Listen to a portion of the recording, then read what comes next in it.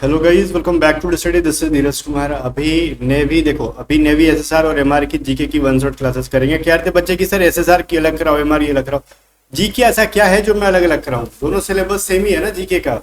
तो मैं one shot करा रहा हूँ। देखो इसके अंदर जियोग्राफी के 200 प्लस क्वेश्चंस कराऊंगा मैं आपको। हाँ, 200 से ज्यादा रहने वाले हैं। ठीक है। और एक जो क्लास में करा दूंगा बाद में मैप से रिलेटेड सवाल जो आते हैं, वैसे ही मैं आपको हिस्ट्री के अलग करा दूंगा, पॉलिटी के अलग करा दूंगा। वन शॉट के अंदर जितने भी प्रीवियस ईयर एग्जाम में पूछे गए। ठीक है, मस्त रहो, रिलैक्स रहो। अब सोच रहे थे कि इतना जल्दी लेट क्यों कर रहे हो? देखो जल्दीबाजी करता तो वही गैप करना पड़ता मेरे को, एक दिन बीच बीच दो दिन। ठीक है, तो मैंने चीजों को रेडी करके रखा है, आप जस्ट देखो एंड सीखो। ठीक है, इसकी पीडीएफ को मैं आपको अपलोड कर दूंगा टेलीग्राम पे। तो जो फ्री वाली पीडीएफ है वो आपको टेलीग्राम पे मिल जाएंगी। टेलीग्राम चैनल पे यूज सर्च करोगे @A to Z स्टडी। अच्छा, वीडियो छोड़ के ज्वाइन मत कर लेना टेलीग्राम को, क्योंकि वीडियो अपलोड होने के नेक्स्ट डे पीडीएफ मिलने वाली है। ठीक है, आज ही नहीं तो क्लासेस देखो पहले। बाकी अगर किसी को नेवी एमआर की बेसिक से प्रिपरेशन करनी है तो वो हमारे बैच के अंदर कर सकता है। ऑलमोस्ट उसकी प्रिपरेशन हो जाएगी। और मैं गारंटी देता हूँ कि इस बैच से पढ़ोगे, अच्छे से पढ़ोगे, तो आपका एग्जाम बहुत अच्छा जाएगा और कट ऑफ भी आप क्लियर करोगे बहुत अच्छे नंबर से, अगर आप मन लगा के कर लोगे तो। ठीक है, बैचेस के बारे में इंक्वायरी चाहिए व्हाट्सअप करके पूछ सकते हो। Bye the way A to Z study आपका लिंक डिस्क्रिप्शन में, खुद से भी ज्वाइन कर सकते हो। 1 साल की वैलिडिटी रहेगी। प्राइस जस्ट 524 रुपीज है। ओके जनाब, आगे बढ़ते हैं। अगर किसी को एसएसआर की नोट्स चाहिए या फिर नेवी एमआर की नोट्स चाहिए, अब ये नोट्स क्या है? प्रैक्टिस क्वेश्चन है या फिर कुछ चीजें याद करने के लिए? देखो फिजिक्स के अंदर वही कोस्ट गार्ड, एसएसआर और साथ में एयरफोर्स एक ग्रुप, तीनों में काम आने वाला है ये चीज। ठीक है, फिजिक्स के हमारे 150 क्वेश्चन है, मैथ के 85 क्वेश्चन है। इनको कर लो क्योंकि ये most important concept based question है जो एग्जाम में पूछे जाते हैं। पेड पीडीएफ है, बाय करना पड़ेगा। और इंग्लिश की ये पीडीएफ को प्रैक्टिस करके ही जाना, बहुत बीबीआई पीडीएफ है। एंड ये वो कैब रट के जाना, 90% चीजें यहीं से देखने के लिए मिलती है हर बार। एंड गाइस, मैथ्स एमआर वाले क्वेश्चन है, ये मैथ के इनको कर लो, एमआर के साइंस को कर लो। ठीक है, एंड एसएसआर की रीजनिंग है। एमआर और एसएसआर दोनों के लिए हमारा जीके सारथी पीडीएफ है। इतना चीजें कर लो अपने अपने सब्जेक्ट के according. By the way WhatsApp करके सबकी प्राइस आपको पता चल जाएगी। लास्ट टाइम में इतना करके जाना, आपको बहुत ज्यादा हेल्प मिलेगा, मैं गारंटी लेता हूँ। पोस्ट गार्ड का इस बार एग्जाम हुआ, देखे ना, बहुत मजा आया था। हम टॉपिक वाइज कर रहे होंगे, 7 टॉपिक है यहाँ पे। पहले हम सॉइल को करेंगे, मृदा को। ठीक है, अब जियोग्राफी के अंदर मैं आपको 7 टॉपिक करा रहा हूँ। हो सकता है हिस्ट्री में 5-6 टॉपिक रहे, पॉलिटी में 5-6 टॉपिक रहे, समझ रहे हो? तो ये सारी चीजें मिलकर एक अच्छा खासा जो है आपको वो दे देंगी,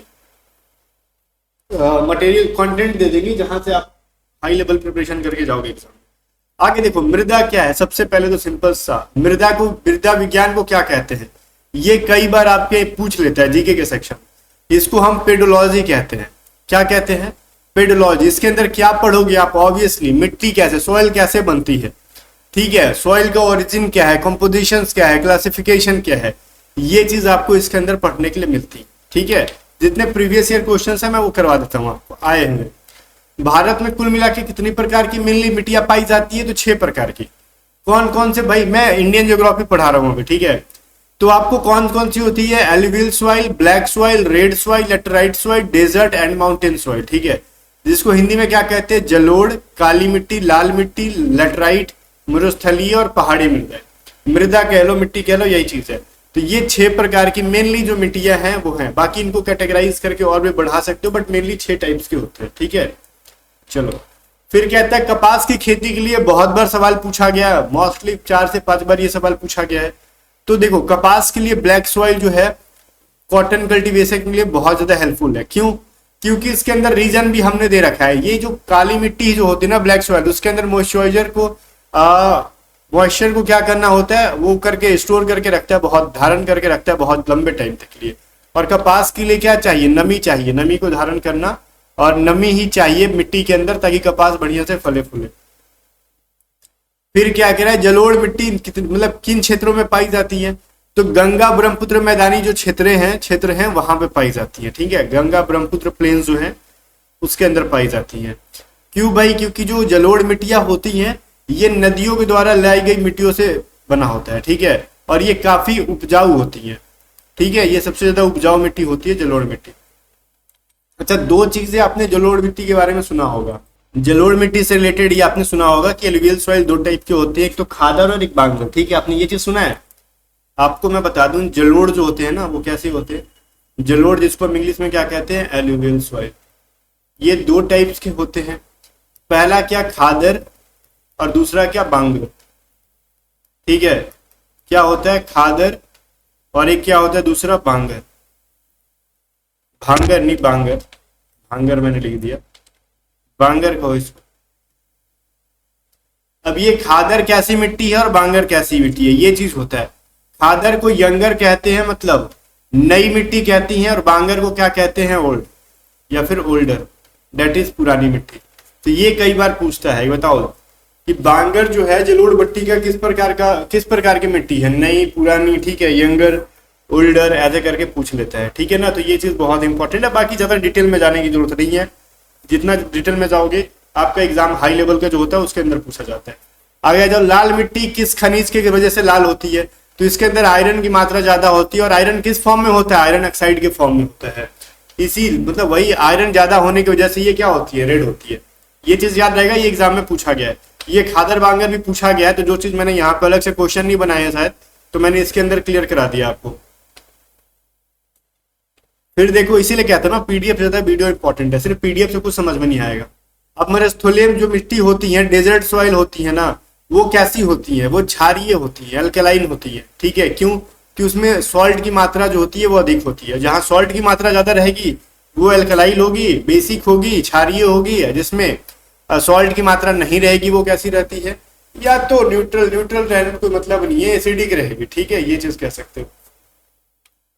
लेटराइट मिट्टी का प्रयोग किस फसल के लिए होता है, लेटराइट जो है किसके लिए सुटेबल होती है, वो काजू के लिए रहती है। ये एक बार ऑप्शन में दिया था, और काजू के लिए नहीं, ऐसे तो बहुत सारे फसल होती है, लेकिन मेनली काजू, नारियल जैसी कुछ फसलें हैं जिनमें लेटराइट जो मिट्टी हेल्प करती है। ठीक है, तो ये चीज थोड़ा सा आपको याद रखना है।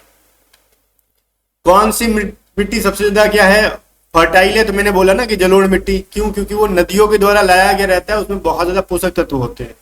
ठीक है, वो बहुत ज्यादा उपजाऊ होते हैं, फर्टाइल होते हैं। आगे कह रहा है काली मिट्टी को किस नाम से, ब्लैक कुक, और ब्लैक सॉइल को पता है रेगुर सॉइल के नाम से भी जाना जाता है। ठीक है, और ये मेनली पाया जाता है दक्कन रीजन के अंदर। कई बार पूछा है कि बताओ काली मिट्टी का कहाँ पाई जाती है, तो दक्कन रीजन में, दक्कन क्षेत्र में ज्यादातर पाई जाती है ये चीज। ठीक है, किसकी खेती के लिए हेल्पफुल है बच्चा, ये तो ऑब्वियस सी चीज है भाई, कपास के लिए। चिपचिपी क्यों है ये गाइस, बताओ क्यों स्टिकी है, क्योंकि इसमें नमी बनी रहती है, मॉइस्चर बना रहता है। मृदा उपजाऊ बढ़ाने के लिए कौन सा क्या उपाय होता है, तो मृदा को देखो ज्यादा फर्टाइल बनाने के लिए ऑर्गेनिक खाद का यूज करते हैं, ऑर्गेनिक मैन्योर का यूज करते हैं हम लोग। ठीक है, अगर केमिकल मैन्योर यूज कर रहे हो तो वो टेम्परेरी सॉल्यूशन है, और लॉन्ग टर्म में वो मिट्टी की क्या है, फर्टिलिटी को खत्म कर देगी, बैरन कर देगी, उसको बंजर कर देगी। इसलिए हमेशा ऑर्गेनिक मैन्योर को यूज किया जाता है। क्यों, क्योंकि ऑर्गेनिक खाद, जैविक खाद से मृदा क्या होता है, पोषक तत्व बन जाते हैं, बढ़ जाते हैं उसमें। आगे बढ़ते हैं, मिट्टी के अपरदन को रोकने की प्रमुख क्या है, सॉइल इरोजन होता है ना, जैसे मिट्टियां कट जाती हैं बाढ़ में, बरसात में, तो उसके लिए फॉरेस्टेशन करो, वनरोपण करो, पौधारोपण करो, पौधे लगाओ। पौधे लगाओगे तो क्या होगा, पौधे की जड़ें जो है मिट्टियों के बांध के रखेंगी, बारिश में ज्यादा मिट्टियां कट के बह के नहीं जाएंगी कहीं और। आगे जाओ, मिट्टी की मृदा जल को सबसे अधिक रोक, देखो कौन सी मृदा जल को सबसे अधिक रोक के रखती है, तो ये तो हमने पढ़ाई ना कि ब्लैक सॉइल जो सबसे ज्यादा नमी रखती है, धारण क्षमता ब्लैक सॉइल का, जिसको हम रेगुर सॉइल के नाम से जानते हैं, इसमें क्या होती है, मॉइस्चर ज्यादा देर तक रुकती है। आगे देखो, कौन सी मृदा जैविक पदार्थ कम होते हैं, तो रेड मिट्टी के अंदर जो होता है ना, ऑर्गेनिक मैटर कम होता है। ठीक है, और क्यों, जब ऑर्गेनिक मैटर कम है तो उसके अंदर ह्यूमस होगा ही नहीं, ना के बराबर होगा, और नाइट्रोजन की मात्रा भी उसी के अंदर ज्यादा रहता है जिसके अंदर ह्यूमस रहता है। ठीक है बच्चा, चलो। कह रहा पहाड़ी मृदा मुख्यतः किस क्षेत्र में पाई जाती है, ये पीवाईक्यू का सीरीज है, बहुत आपके लिए हेल्पफुल है। तो जो भी पहाड़ी है तो ऑब्वियसली हिमालय रीजन के अंदर ही होगी, क्योंकि मेनली इंडिया के सबसे बड़ा रीजन क्या है, हिमालय रीजन है ना, माउंटेन के मामले में। साउथ की कई पहाड़ियों को देखोगे तो वो काफी छोटे छोटे हैं हिमालय से, तो जो सबसे ज्यादा मुख्यतः पाई जाती है वो हिमालय क्षेत्र में, हिमालय रीजन के अंदर पहाड़ी जो है हिली क्या कहते हैं, माउंटेन सॉइल पाई जाती है। ओके चलो, और ये भी चीज यहाँ पे एक डिटेल में देख लो, ये जो होती है ना कि क्या होती है, ऊंचाई वाले क्षेत्र में पाई जाती है, पथरीली होती है, तो नाम से समझ में आ रहा है ना, माउंटेन सॉइल है तो वो भाई स्टोनी तो होंगी ही होगी, उसके अंदर पत्थर की मात्रा ज्यादा होंगे। ठीक है। लाल मृदा मृदा या फिर रेड सॉइल जो होती है वो मेनली किस स्टेट में पाई जाती है? तमिलनाडु के अंदर। वैसे इसके अंदर एक चीज मैंने ऐड नहीं किया है, मेरे को कर देना चाहिए था, स्टेट वाइज ना सॉइल कौन से स्टेट में कितना मिलता है। हाँ, मैं मैप वाले सेक्शन में उसको करा दूंगा, आप टेंशन ना, ठीक है। एक बार मैप वाले में करा दूंगा, कोई चीज छोड़ के नहीं भेजूंगा मैं आपको अकेले एग्जाम में। मैं जब आ जाता हूँ, आप देखो मैं डिले करके आता हूँ, मैं रेगुलर की फालतू की क्लासेस नहीं कराता हूँ, ठीक है। लेकिन जब मैं आता हूँ ना तो क्वालिटी कंटेंट आपको देके जाता हूँ, कोई चीज कहीं से कमी नहीं छोड़ूंगा, ट्रस्ट करके रहो हमारे साथ। बाकी कोस्ट गार्ड वाले बच्चे बढ़िया जानते हैं। तो रेड सॉइल जो मेनली जो देखो पाने का तो इंडिया के बहुत सारे स्टेट में पाया जाता है, लेकिन उसकी जो एबंडेंसी है जो बहुत ज्यादा कहाँ पे पाया जाता है? तमिलनाडु में, ठीक है। साउथ इंडिया में कॉमनली आपको हर जगह देखने के लिए मिल जाएगा, लेकिन तमिलनाडु में मेनली रूप से पाया जाता है ये। बोल रहा है कि कौन सी मृदा जल निकासी में अच्छी होती है? तो लेटराइट सॉइल। ऐसा क्यों है भाई? ड्रेनेज का मतलब पता है क्या होता है? अगर मान लो मिट्टी है यहाँ पे, बारिश आया बाढ़ आया ना तो पानी लग जाएगा कहीं पे, वो अब पानी नीचे जाएगा ही नहीं। और कुछ मिट्टियां है पानी आया और इजिली जमीन के अंदर चला गया, तो उसको ड्रेनेज कहते हैं। तो वो लेटराइट मिट्टी के अंदर होता है, ठीक है। तो रीजन मैंने बता दिया, वो जल्दी से नीचे चला जाता है, जमीन के अंदर पानी चला जाता है। कह रहा है आपसे कि बताओ कौन सी मृदा खनिजों में समृद्ध होती है लेकिन जैविक पदार्थों में नहीं? उसमें खनिज तो ज्यादा रहेगा, मिनरल्स रहेंगे बट ऑर्गेनिक मैटर नहीं रहेंगे, तो वो डेजर्ट सॉइल होती है। और जब देखो मिनरल्स रहने से बहुत कोई ज्यादा मैटर नहीं करता है फार्मिंग के लिए, उसके अंदर ऑर्गेनिक मैटर होने चाहिए। मिनरल्स है तो क्या होगा, वहां पे खुदाई होगा और कुछ कुछ मिनरल्स निकाल लोगे आप, फार्मिंग थोड़ी अच्छा से कर लोगे आप। तो ऑर्गेनिक मैटर होना बहुत जरूरी है फार्मिंग के लिए। और मिनरल्स की भी जरूरत होती है पूरे में। मान लो कि मिनरल्स ही नहीं रहेंगे खेत जमीन के अंदर, तो फिर हमें दूसरे कंट्री से बाई करना पड़ेगा ना। जैसे कहीं पे मिनरल्स में कुछ मिल जाए, लाइक पेट्रोलियम मिल जाता है, कहीं पे सोना मिल जाता है, कहीं चांदी, कहीं अवरक, ऐसे कुछ कुछ मिलता है। तो ये एक अलग चीज है, ऑर्गेनिक मैटर एक अलग चीज है। तो ये डिफ्रेंशिएट मैंने आपको कर दिया। तो जो डेजर्ट सॉइल होती है उसके अंदर मिनरल्स तो ज्यादा होते हैं बट ऑर्गेनिक मैटर कम होते हैं। आगे जाओ, मृदा अपरदन की सबसे जो मेन रीजन क्या है? हवा और पानी है। बहुत ज्यादा तेज आंधी तूफान आएगा, बारिश बाढ़ आएगा, तो फिर क्या होगा? वो मिट्टी को बहा के ले जाएंगे। आगे जाओ, क्या कह रहा है, मृदा की बनावट किस पर आधारित होती है? तो जो भी देखो, जो भी मिट्टी को हम लोग क्लासिफाई करते हैं ना, जो क्लासिफाइड करते हैं, तो उनके पार्टिकल्स के साइज क्या है? बहुत बड़े बड़े उसके अंदर कंकड़ है तो उसको कह देंगे माउंटेनियन सॉइल है। बहुत छोटे छोटे कंकड़ है लेकिन लगातार है तो कहेंगे ये डेजर्ट सॉइल है, इसमें रेत ज्यादा है। बहुत ना के बराबर पार्टिकल्स एकदम बहुत महीन है तो कह दो ये चिकनी मिट्टी है सर, बहुत चिपके हुए एक दूसरे से, ऐसे से आप कह सकते हो, ठीक है। ये मृदा में बालू, सिल्ट और जो चिकनाई की मात्रा होती है इसके ऊपर डिपेंड करती है कि हम लोग बता सकते हैं कि इसका क्या है, कि उसका स्ट्रक्चर क्या है, मिट्टी किस तरीके से बना है। ओके, फिर कह रहा है बता कौन सी मृदा जलोढ़ मृदा का सबसे उपजाऊ माना जाता है? तो जो देखो यहाँ पे हम लोग खादर बांगर भी पढ़े ना, तो वही कह रहे खादर जो होता है यंगर होता है या फिर न्यू एल्यूवियल सॉइल होता है। ये देखो बांगर की अपेक्षा ज्यादा उपजाऊ होता है। जो हर साल नदियां बारिश के टाइम पे मिट्टियां लेके आती है हर साल, न्यू वो अलग खादर होता है। और उसमें जब नई नई चीजें आ रही है तो ह्यूमस भी ज्यादा रहेगा, ऑर्गेनिक मैटर जैसे नदियों से आ रहा है ना, तो बहुत सारे जीव रहते हैं उसके अंदर, पौधे रहते हैं, तो उसके अंदर ह्यूमस की मात्रा ज्यादा रहेगी तो वो उपजाऊ ज्यादा रहेगा, ठीक है। फिर लाल मृदा का विकास किस जलवायु में ज्यादातर होता है? लाल मृदा के अंदर आयरन ऑक्साइड होता है, ये चीज आपने पढ़ा है। और मेनली ये हॉट एंड ड्राई स्टेट्स के अंदर ज्यादातर क्या बनते हैं ये, जहाँ पे गर्म है, शुष्क है वातावरण, वहां पे इनका निर्माण हो जाता है, उत्पन्न हो जाते हैं। आगे देखो, मृदा संरचना में सबसे छोटा कण कौन सा होता है? तो सबसे छोटा कण ऑब्वियसली गाइस मैंने क्या बोला, जितना बड़ा पार्टिकल्स उतना उसको क्या कहेंगे, सबसे बड़ा पार्टिकल्स तो कह देते हैं माउंटेनियन सॉइल। महीन है तो उसको कहते हैं डेजर्ट सॉइल। एकदम नाक के बराबर है तो उसको कह दोगे सबसे लोअर लेवल का जो कण है, बोलोगे मतलब बहुत चिकना, तो उसको चिकनी मिट्टी डेट इज क्ले है, ठीक है। चिकनी मिट्टी चिकना क्यों है? क्योंकि उसमें जल धारण करने की क्षमता ज्यादा है, उसमें नमी ज्यादा दिन तक बनी रहती है। जलोढ़ मिट्टी कितनी गहरी हो सकती है? तो जलोढ़ मिट्टी जो होती है ना वो 100 मीटर तक गहरी हो सकती है, ठीक है। मतलब इसका मतलब क्या है ना कि अगर मान लो यहाँ जलोढ़ मिट्टी मिली तो आप 100 मीटर अंदर तक जाओगे ना तो जलोढ़ मिट्टी मिलने की, एलुवियल सॉइल मिलने की पॉसिबिलिटी है, ठीक है, ऐसा कहा जा रहा है। काली मिट्टी किस तत्व में, काली मिट्टी में क्या कमी होती है, किस तत्व की कमी होती है? उसमें फास्फोरस की और नाइट्रोजन की वो होती है, क्वांटिटी कम होती है। ठीक है, काली मिट्टी के अंदर फास्फोरस और नाइट्रोजन कम होता है, ये चीज हमने दे दी है। जो सवाल पूछा गया आपके एग्जाम, अब कह रहा है किस मृदा में एल्यूमिनियम और आयरन की अधिकता होती है? तो एल्यूमिनियम और आयरन देखो, ठीक है, और आयरन ऑक्साइड नहीं कहा आपसे, ये लैटराइट मिट्टी के अंदर होता है। ठीक है ना, चलो, और ये नीचे दे रखा है कि मेनली ट्रॉपिकल रीजन्स के अंदर पाया जाता है, और इसके अंदर जो एलिमेंट मेटल्स होते हैं वो ज्यादातर मिलते हैं, क्योंकि एल्यूमिनियम आयरन ये तो मेटल ही है ना, सिंपल। आगे देख लो, भारत में मिट्टी का नक्शा किस संस्थान से लिया गया है? संस्था से तैयार होता है, तो ये है भारतीय मृदा सर्वेक्षण संगठन। ठीक है, इनके द्वारा लिया गया है। और एक चीज मैं आपको बताता हूं, इसका फुल फॉर्म नीचे तो दे रखा है, वैसे ये तो रहा नक्शा का बात। ठीक है, चलो ठीक है, एक होता है ना आईसीएआर के बारे में पढ़ा दूंगा, अगर इसके अंदर नहीं दिया होगा तो मैं आगे पढ़ा दूंगा। ये क्या करता है ना कि मिट्टी को आज देखो, आईसीएआर क्या करता है, मिट्टी को क्वालिफाइड करता है, मतलब क्लासिफाइड करता है। इसके अकॉर्डिंग मिट्टी 8 प्रकार की होती है, बोलोगे हैं?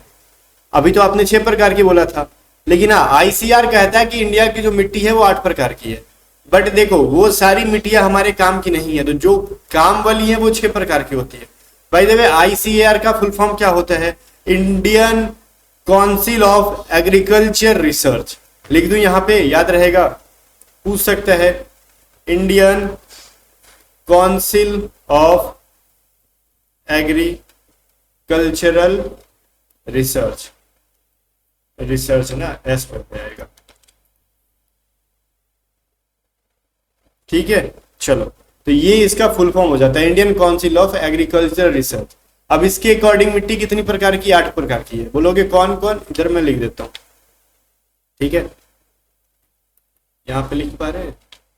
हाँ ठीक है, चलो, इसके अकॉर्डिंग 8 प्रकार की कौन कौन सी होती है? जो हमने शुरू में पढ़ा वो सब तो होती है। हमने क्या पढ़ा? जलोढ़ पढ़ा था, एलुवियल सॉइल आपने पढ़ा था, रेड सॉइल पढ़ा था आपने, ठीक है, काली ब्लैक सॉइल आपने पढ़ लिया था। इसके बाद डेजर्ट वाला रेगिस्तानी मिट्टी, डेजर्ट सॉइल आपने पढ़ लिया था। लैटेराइट पढ़ लिया था आपने, ठीक है। इसके बाद माउंटेन सॉइल या फिर पहाड़ी सॉइल आपने पढ़ लिया है। इसके बाद 2 चीज और सुनो, एक तो होता है क्षारीय मिट्टी, एल्कलाइन सॉइल, और एक होता है पीट या फिर दलदली मिट्टी, जिसको हम मार्श सॉइल के नाम से भी जानते हैं। जनरली इनके अंदर कोई फार्मिंग नहीं होती है, इसके अंदर फार्मिंग नहीं है, तो फार्मिंग के लिए ये हमारे ये 6 सॉइल है। एक तो alluvial soil, red soil, black soil, desert soil, laterite soil, mountain soil, and ये हमारा एल्कलाइन सॉइल है, और ये हमारा पीट या फिर मार्श सॉइल है, दलदली सॉइल है। ठीक है, तो ये सभी चीजें जो है, थोड़ा सा मैंने आपको जो डिटेल में बताना चाहिए था मैंने यहाँ पे बता दिया। ठीक है, इसको अगर नोट डाउन करना चाहते हो कर लो, इंग्लिश हिंदी दोनों मैंने बोल दिया, नोट डाउन कर लेना। ठीक है, और ये जो 8 प्रकार किसने कहा था? आईसीएआर ने। क्लासिफाइड किसने किया है? आईसीआर ने, कि मिट्टी 8 प्रकार की होती है, लेकिन फार्मिंग वाली जो 6 मैंने बताई है वही है। ओके, लेकिन बाद में जो मैंने बोला पीट या फिर जिसको मार्श सॉइल दलदली कहते हैं वो, और एक एल्कलाइन, उसके अंदर क्या ही तुम खेती करोगे? वो जिस मिट्टी में साल्ट बहुत ज्यादा है, उसके अंदर क्या ही फसल उगने वाला है। ठीक है, बहुत ज्यादा अगर रहेगा तो। कौन सा मिट्टी जो है चावल के लिए ठीक है? तो एक तो लेटराइट भी ठीक है, और एलुवियल भी, क्या कहते हैं, जलोढ़ को क्या कहते हैं इंग्लिश में यार भूल गया। ठीक है, एलुवियल सॉइल, ठीक है, बोलने में अजीब हो जाता है, एलुवियल सॉइल, ये दोनों मिट्टी चावल के लिए अच्छी है। फिर कह रहा है रेगिस्तान में कौन सा मिलेगा? डेजर्ट सॉइल मिलेगा, नाम से ही छुपा है उसका। ठीक है, फिर कह रहा भारत में मृदा परीक्षण प्रयोगशाला किस उद्देश्य से है? तो मृत्यु सॉइल किस चीज की टेस्ट करेगी कि उस मिट्टी के अंदर क्या है, फर्टिलिटी है कि नहीं है। ठीक है, और है तो कितनी है, नहीं है तो कैसे ठीक करेंगे, ये सभी चीजों को चेक करती है वो। ठीक है, कह रहा है कि कौन सी मिट्टी जैविक पदार्थों की अधिकता होती है? तो मैंने बोला ना कि जलोढ़ मिट्टी के अंदर, एलुवियल सॉइल के अंदर। क्यों? क्योंकि नदियों के द्वारा बहा कर लाया गया मिली मिट्टी है। तो रीजन सब तो मैंने बता ही दिया था, क्या ही मैं एक ही चीज को बार बार बोलूं। बाकी मैंने आईसीएआर के बारे में भी जो छूटा था इसके अंदर मैंने बोल दिया। इसने 8 प्रकार की मिट्टी को बोला है, जिसमें 6 कंप्लीटली फार्मिंग के लायक है, बाकी 2 फार्मिंग के लायक नहीं है। ठीक है, तो वो सभी चीजें मैंने पढ़ा दी आपको। सेकेंड चीज इज रिवर। रिवर से पहले मैं कुछ चीजों को समझाऊंगा, मैप के अंदर आता हूँ। ये हमारा क्या है? भारत का नक्शा है, ठीक है, मैप है। तो ये हमारा हिमालयन रिवर रीजन है, ये क्या है हमारा हिमालयन रीजन से। तो कुछ नदियां हिमालय से निकलने वाली हैं, ठीक है, कुछ हमारा क्या है भाई साउदर्न रीजन है, कुछ नॉर्दर्न रीजन है। अब ये तो ठीक है, ये आपको देखने के लिए मिलेंगी। अब एक चीज और सुनो, ये क्या है अरब सागर और ये बंगाल की खाड़ी है जिसको मैरेबियन सी और बे ऑफ बंगाल कहते हैं। तो कुछ देखो जो नदियां बंगाल की, मान लो ना ये नॉर्थ की रिवर साउथ की रिवर, तो ऐसे यहां से एक लाइन खींच दो यहां से, ठीक, यहां से ज्यादा बेटर रहेगा। और ये हमारी नॉर्थ की रिवर हो गई, ये साउथ की रिवर हो गई, ऐसे समझो, सिंपल सा लॉजिक समझो, ठीक है। लेकिन साउथ नॉर्थ की तो वो अलग चीज है, लेकिन साउथ की है चाहे नॉर्थ की है, वो दो ही काम करेगी, या तो अरब सागर में जाके मिलेंगी या फिर बे ऑफ बंगाल में। या तो वो डायरेक्टली जाके अरब सागर में मिल जाए या फिर डायरेक्टली बे ऑफ बंगाल में, या फिर दूसरी नदियों में मर्ज होके जाके मिले बे ऑफ बंगाल के अंदर या फिर अरब सागर के अंदर जाके, लेकिन मिलेंगी। एक्सेप्शनल भी कुछ रिवर्स हैं, तो उतना डिटेल में नहीं जाना है, प्रीवियस ईयर करा दूंगा, सफिशियंट है उतना। अब चीजों को समझो। अब इसको जब हमने ऐसे बात किया ना, तो अब एक बार ऐसे बात कर लो। ये हो गया हमारा, देखो मैप बनाते हैं हम लोग तो क्या करते हैं, ये ईस्ट है ये वेस्ट है, तो हमारा बे ऑफ बंगाल किधर है, ईस्ट के अंदर है। मैं यहाँ पे अगर बीचों बीच एक लाइन खींच दूं अगर, तो ये हमारा ईस्ट के साइड है और ये हमारा वेस्ट के साइड है। तो जो रिवर बे ऑफ बंगाल के अंदर जाके मिल रही है, गंगा की जितनी भी सहायक नदियां हैं देखो मिलती हैं इधर आके बे ऑफ बंगाल के अंदर, ठीक है। उसके बाद इधर से जो रिवर्स आ रही हैं हमारी सिंधु सतलज ये जितनी भी हैं, ये सारे पाकिस्तान से होकर आके कहाँ मिल जाती है, अरब सागर के अंदर।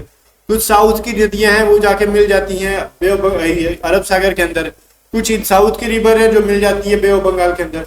तो इनको ही कहते हैं east flowing river, west flowing river. जो बे ऑफ बंगाल के अंदर जाके मिल रही हैं उनको हम पूर्व की तरफ बहने वाली नदियां, और उधर मिल रही हैं अरबियन सागर में, अरबियन सी में, वो क्या है हमारा west flowing river, that is पश्चिम की ओर बहने वाली नदियां। तो मैंने एक हिंट दे दिया, अगर ऐसी टर्मिनोलॉजी ऐसी शब्दावली में आगे जाके यूज करूंगा तो ज्यादा पैनिक मत हो जाना कि सर ये क्या बोल रहे हो समझ में नहीं आ रहा। तो मैंने एक ब्रीफिंग कर दिया आपको। ओके, आ जाओ गंगा नदी से देखो, गंगा नदी का उद्गम स्थल क्या है, तो ऑब्वियस सी चीज है गंगोत्री ग्लेशियर। गंगोत्री ग्लेशियर आपने सुना है ना। अब ये कहां पे है, तो गंगा नदी उत्तराखंड के गंगोत्री ग्लेशियर से भागीरथी के रूप में निकलती है।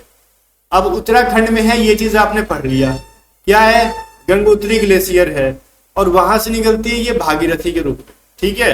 तो ये इतना चीज आपको समझना होगा। आगे चलो, ब्रह्मपुत्र नदी भारत में किस राज्य में प्रवेश करती है, तो ब्रह्मपुत्र देखो यहां से प्रवेश करती है अपने अरुणाचल प्रदेश से। ब्रह्मपुत्रा को देखो, ये पहले जूम कर दूं मैं आपको, ये देखो सांगपो नदी के नाम से आ रही है इधर तिब्बत के अंदर, ठीक है। ये चाइना में दिखाया जाता है बट एक्चुअली वो चाइना का पार्ट नहीं है, चाइना ने गलत तरीके से कब्जा रखा है तिब्बत को, ठीक है, लेकिन ये चाइना तिब्बत का ही है, ठीक है, चाइना के अंडर में बिल्कुल नहीं आता, गलत तरीके से कब्जा से। अब भी अगर हम पीओके मानते हैं कि इंडिया का है, भले पाकिस्तान ने कब्जा रखा है, उस तरीके से आपको ये मानना होगा तिब्बत एक फ्री कंट्री है जिसको चाइना ने गलत तरीके से कब्जा रखा है। और गाइस यहाँ से जो निकल के आता है आपका ये ब्रह्मपुत्र रिवर, ये एंट्री कहाँ से करता है भारत में, देखो अरुणाचल प्रदेश से।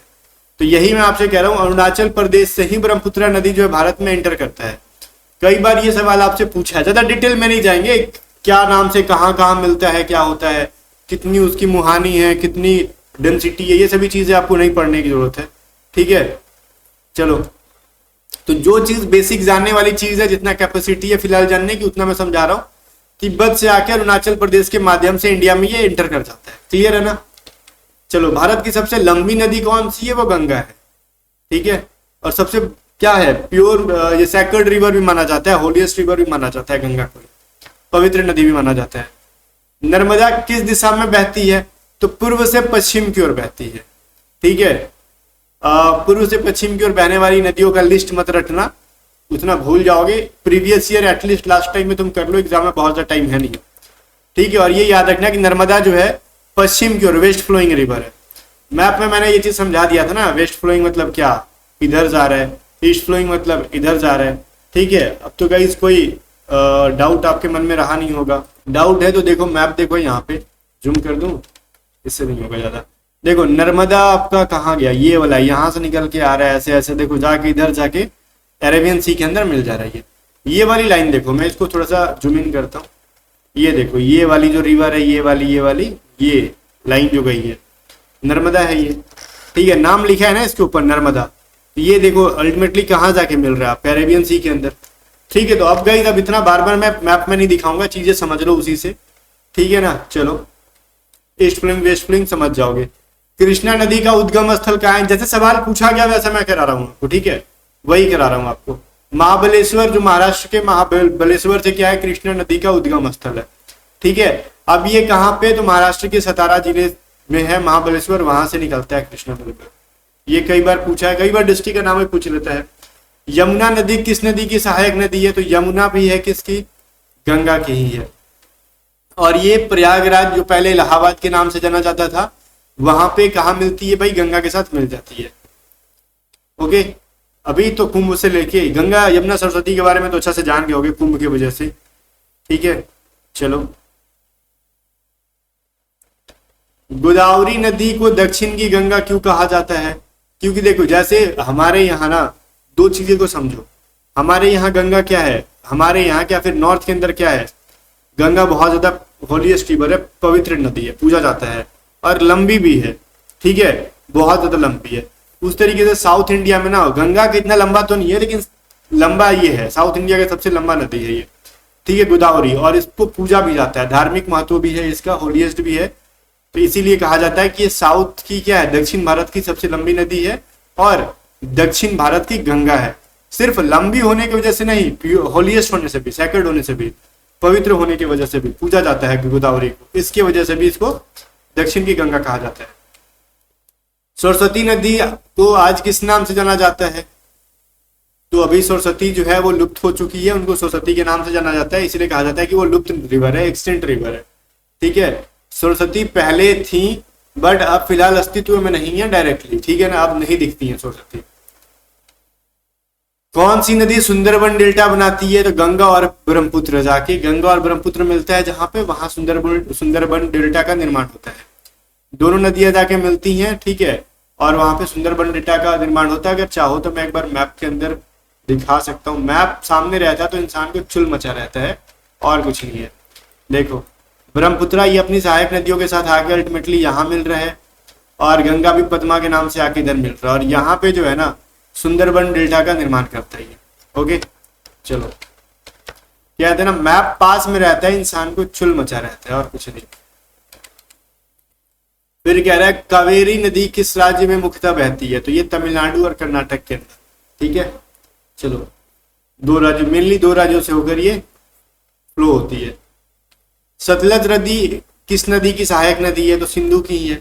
अच्छा, मैं एक मैप में फिर से आपको दिखाना चाहूंगा, बोलोगे ऐसा क्या चीज है, अभी तो चुल नहीं मचा, ये जेन्युइन चीज है। सिंधु के बारे में देखो, मैप को मैं थोड़ा सा जूम करूंगा। अब देखो ये क्या है, रावी, सतलज, ठीक है, ब्यास, चिनाब, झेलन, ये सारे के सारे क्या है, देखो ये जो इंडस रिवर है ना, ये भी कहां से, मानसरोवर से निकल के जो जा रहा है अपना इंडस, ये अल्टीमेटली सारे मिल के ना इंडस सिंधु रिवर के अंदर मिल के पाकिस्तान से होकर जाके वो क्या हो जाते हैं, अरब सागर में मिल जाते हैं, ठीक है। तो ये चीज आपको थोड़ा सा समझना होगा। देखो सतलज भी जाके मिल रहा है, ये लाइन जो है ना ब्लू ब्लू वाली, वाटर वाली, रावी है, रवि नहीं है, रावी है, ब्यास है, इधर देखो चिनाब है, ठीक है, झेलम है, ये सारे जाके क्या हो रहे हैं, मिल जाते हैं लास्ट में इंडस के अंदर, ठीक है। तो ये थोड़ी सी इंपॉर्टेंट चीज थी। कहाँ गया, यही क्वेश्चन था ना, ठीक है। पूछ ले अगर कि चलो ठीक है, सिंधु जो है मेनली तो सिंधु का उद्गम स्थल है ना, वो कहाँ से है, तो वो भी तिब्बत से ही है। जो तिब्बत के पास जो मानसरोवर झील है ना, वहीं पे ग्लेशियर है, बोखर करके ग्लेशियर का नाम है। जैसे हमारा गंगा क्या है, गंगोत्री ग्लेशियर से निकल रहा था, वैसे ही हमारा जो ये है इंडस रिवर है, सिंधु रिवर है, तो ये गोखरचू नामक एक ग्लेशियर है, वहां से निकलता है, ठीक है। तो ये चीज आपको थोड़ा सा समझ में आना चाहिए। मैं बहुत ज्यादा डिटेल में घुसने की कोशिश ही नहीं कर रहा जानबूझ के, क्योंकि आपको आधा से अधिक याद ही नहीं होगा।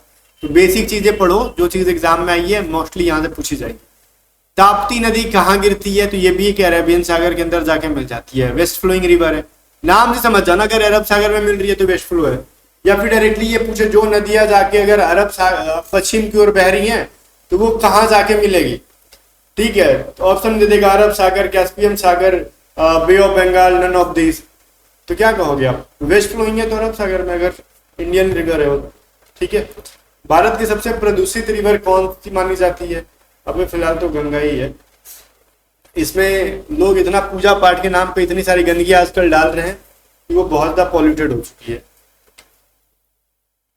कौन सी नदी 3 राज्यों की सीमा बनाती है? तो वो सोन रिवर, ठीक है। 3 राज्यों की सीमा बनाती है मतलब समझो, जो 3 स्टेट्स है ना उनके एकदम बॉर्डर, मान लो 3 स्टेट्स है ना, अगर इनके बॉर्डर से होके बहती है ये सोन रिवर है। मध्य प्रदेश, छत्तीसगढ़ और बिहार, और हमारे से काफी करीब है ये सोन रिवर, ठीक है। भारत की सबसे चौड़ी रिवर कौन सी है भाई? तो ब्रह्मपुत्र। सबसे चौड़ी रिवर कहेगा तो ब्रह्मपुत्र को ही कहना। और असम में सबसे चौड़ी नदी के रूप में माना जाता है। असम में इसकी चौड़ाई ब्रह्मपुत्र की सबसे ज्यादा है, ठीक है। चलो, गंगा नदी के किनारे कौन सा शहर स्थित है? तो बोलोगे 1-2 को थोड़ी है, लेकिन क्वेश्चन जो एग्जाम में था वाराणसी है। अच्छा, एक शॉर्टकट है, वाह भाई पकामी करके, हमारे सर ने पढ़ाया था, ठीक है। वाह भाई पकामी, ये बहुत पहले पढ़ाया था इसको, ठीक है। जैसे जैसे वैसे तो बहुत सारे स्टेट्स हैं, सारे यही नहीं है।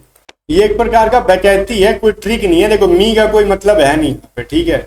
बोलोगे क्यों? मैं बताता हूँ। वह से बोलते थे वो वाराणसी, ठीक है। हा से वो बोलते थे हाजीपुर, भा से बोलते थे वो भागलपुर, ई से उस टाइम पे था आपका वो इलाहाबाद, जैसे कि आज प्रयागराज के नाम से जाना जाता है। प से बोलते थे पटना, क से क्या बोलते थे? मैं अभी नाम भूल गया, क से क्या बोलते थे, ठीक है। बट म से मुंगेर को बोलते थे, ठीक है ना। तो ये चीज समझो, मुंगेर नहीं मिर्जापुर बोलते थे। बाय द वे मैंने मिस्टेक किया। बाय द वे इतनी सारी चीजें नहीं, अभी और भी बहुत सारी, जैसे क्या है आपका मिर्जापुर है, गाजीपुर है, ये सारी मोकामा है, बलिया है, ये सभी गंगा किनारे हैं। तो कितने सारे सिटीज को याद किया जाए? तो जो ऑप्शन में है उसके अकॉर्डिंग, जो भी बेसिक नॉलेज है उसके अकॉर्डिंग आपको आंसर करना होगा। गंगा कोई छोटी रिवर नहीं ना है कि उसके सारे सिटी को याद कर लोगे, बहुत सारी सिटी से होके निकलती है ये रिवर, ठीक है। बक्सर का शायद पता नहीं मैंने नाम लिया कि नहीं लिया, वो भी है, ठीक है। तो इनको याद कर पाना शायद भूल जाओगे मेरे हिसाब से, मैं खुद भी भूल जाता हूँ, इतने सारे बैठ के लिखना पड़ता है। तो उतना एग्जाम में टाइम में कि बैठ के लिखोगे, ऑप्शन से एलिमिनेट कर लो। जैसे लखनऊ आ गया तो वो गंगा किनारे नहीं है, वो उसके किनारे है, क्या कहते हैं, गोमती के किनारे है, ठीक है। ऐसे करके समझो। आगरा भी आपका गंगा किनारे है, ठीक है। अच्छा, आगरा गंगा किनारे है कि नहीं ये चीज बताओ? नहीं है, ठीक है। आगरा यमुना किनारे है। मैंने बोला तो आपने जो लोग सुन लिए होंगे, इसलिए मैंने उसको करेक्ट कर दिया, आगरा यमुना किनारे है। ये क्वेश्चन मैंने छोड़ दिया था ना, ठीक है। ये है, कौन सी नदी समुद्र के पास बहती है और डेल्टा बनाती है? वो गोदावरी है। समुद्र के पास बहती है और डेल्टा बनाती है, वो गोदावरी है। और इसको दक्षिण भारत वाली नदी कहते हैं, ठीक है। चलो, दक्षिण भारत की नदी है वो। ये सवाल पूछ सकता है कि दक्षिण भारत की वो कौन सी नदी है जो डेल्टा बनाती है? वो गोदावरी नदी है, कई बार पूछा है एग्जाम में। कौन सी नदी तटीय क्षेत्रों में बहती है और महत्वपूर्ण है? वो महानदी है। अब देखो क्यों इंपॉर्टेंट है, मैं बहुत ज्यादा डिटेल में तो नहीं घुसना चाहता, बट ठीक है, चलो तो बस याद रखो, नाम इसका याद रखो, ठीक है। किस रिवर पे कौन सा डैम है, ये भी सवाल बनता है कई बार एग्जाम में। तो उसको हम डैम वाले सेशन के अंदर कर लेंगे, जो लास्ट में जीके का जो चिप बचेगा ना, मिसलेनियस वाले में, चाहे स्टैटिक जीके के अंदर, उसके अंदर मैं आपको करा दूंगा। ऐसे बहुत सारे क्वेश्चन हैं जो स्टैटिक जीके के अंदर इनसे रिलेटेड भी और पढ़ोगे, ठीक है। बहुत सारे जल विद्युत परियोजनाएं हैं, यहाँ पे तो मेन खाली दे रखा है। कौन सी नदी अपने तटों पर महत्वपूर्ण जल विद्युत परियोजनाओं को बनाए रखी है? तो ऑप्शन में उस था जो नर्मदा, ठीक है। नर्मदा पर कौन सी है भाई? सरदार सरोवर है, ठीक है। जल विद्युत परियोजनाएं हैं। तो ऐसे बहुत सारी चीजें हैं जो हम स्टैटिक जीके के अंदर करेंगे। अभी बेसिक चीज वो सारी क्वेश्चंस कर ले रहे हैं जो फिलहाल आपके एग्जाम में पूछी गई है, क्योंकि इनको छाटना ना बड़ा मुश्किल होता है, तो हम लोग अलग अलग टाइप से छाटे हैं। पश्चिमी घाट से होकर बहने वाली नदी कौन सी है? कावेरी है, ठीक है, जो कि तमिलनाडु और कर्नाटक से होकर बहती है। तो ये चीज याद रखोगे कभी आप। कह रहा महाकाव्य महाभारत में कौन सी नदी का उल्लेख है? तो ऑप्शन में था यमुना का, महाभारत के अंदर, ठीक है। चलो, क्यों था ऐसा मैं बता रहा हूं कि जो सिटी था ना वो यमुना के किनारे ही था। वो कौन सा जगह था भाई? मथुरा, यमुना नदी के किनारे था, जहां पे भाई कंस था, जहां का मथुरा का, ठीक है। मथुरा में ही बरसाना था, जहां राधा कृष्ण, वो क्या कहते हैं, बरसाने में ही थी ना फिर राधा जी, ठीक है।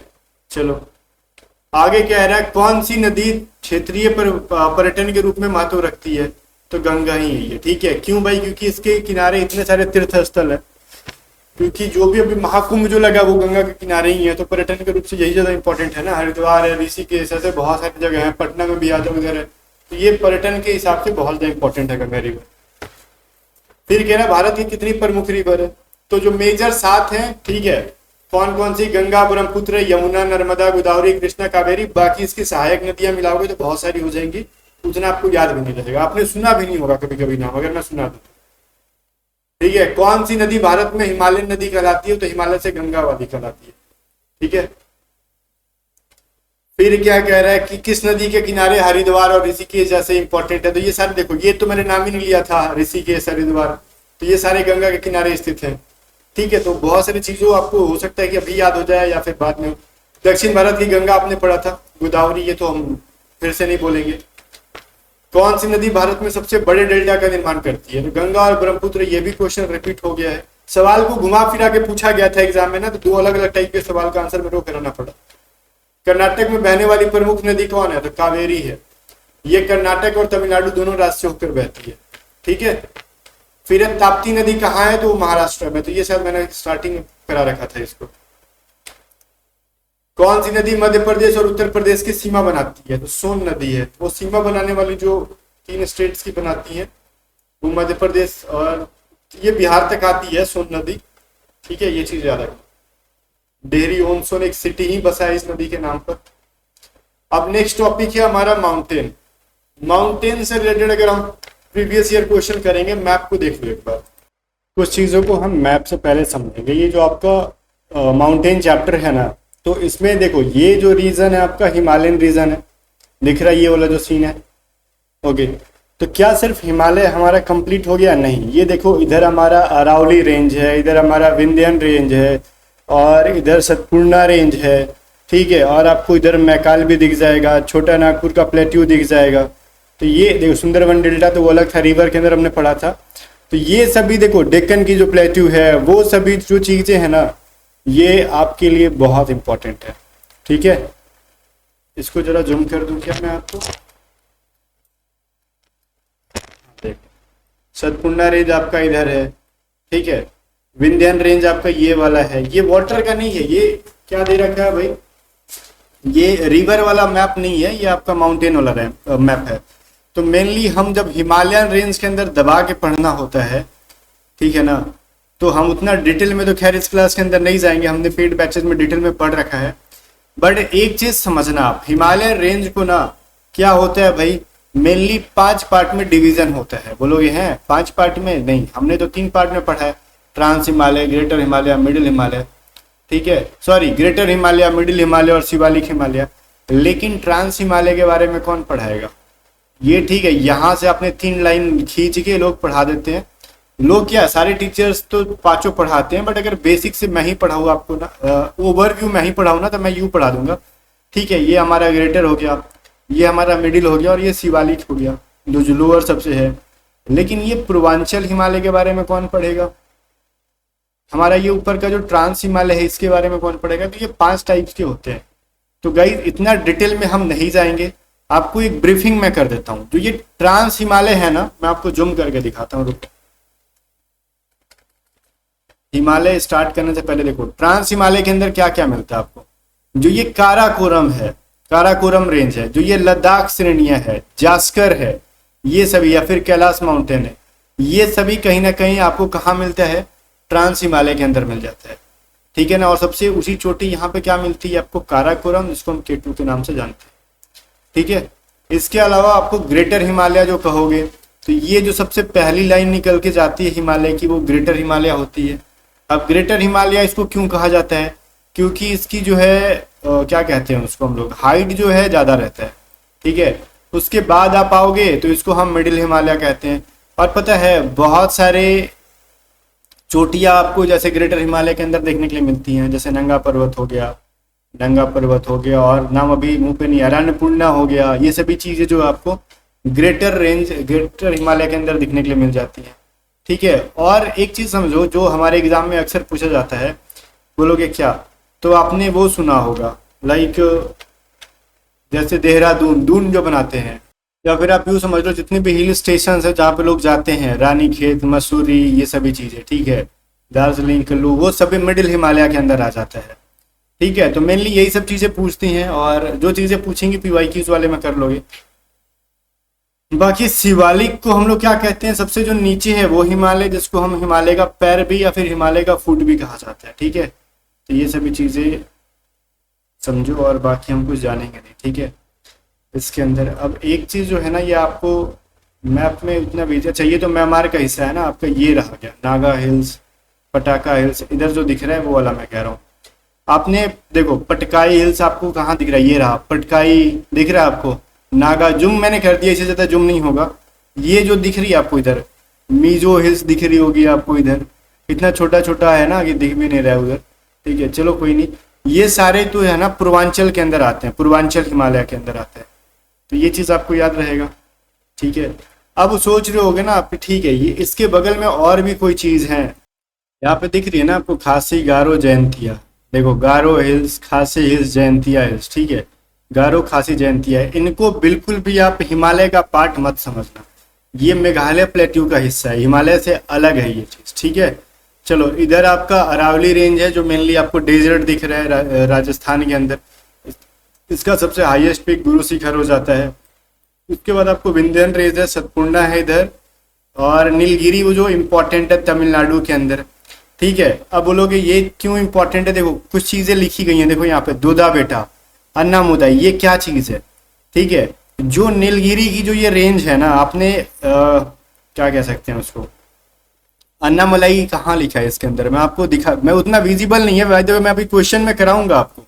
देखो नीलगिरी हिल्स आपको यहाँ पे दिख रही है, बोलोगे हाँ, ये क्या करता है ये, अब मैं फिर से एक बार मैप में समझाता हूँ, ईस्ट एंड वेस्ट।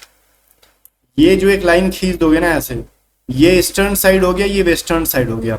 तो नीलगिरी क्या करता है, ये वेस्टर्न को घाट्स को ना ईस्टर्न घाट से जोड़ने का काम करता है, कौन, नीलगिरी। नीलगिरी हिल जो यहाँ पे है, वेस्टर्न और ईस्टर्न को क्या करता है, जोड़ने का काम करता है। ठीक है ना, और एक चीज जूम करके दिखाता हूं आपको, ये जो आपको इधर अन्नामदई, ये है ना अन्नामुदी, ये दिख रहा है जो अन्नामुदी, ये क्या है, ये अन्नामुदी जो है ना, जो साउथ इंडिया की सबसे ऊंची क्या है, चोटी है, सबसे ऊंची पीक है।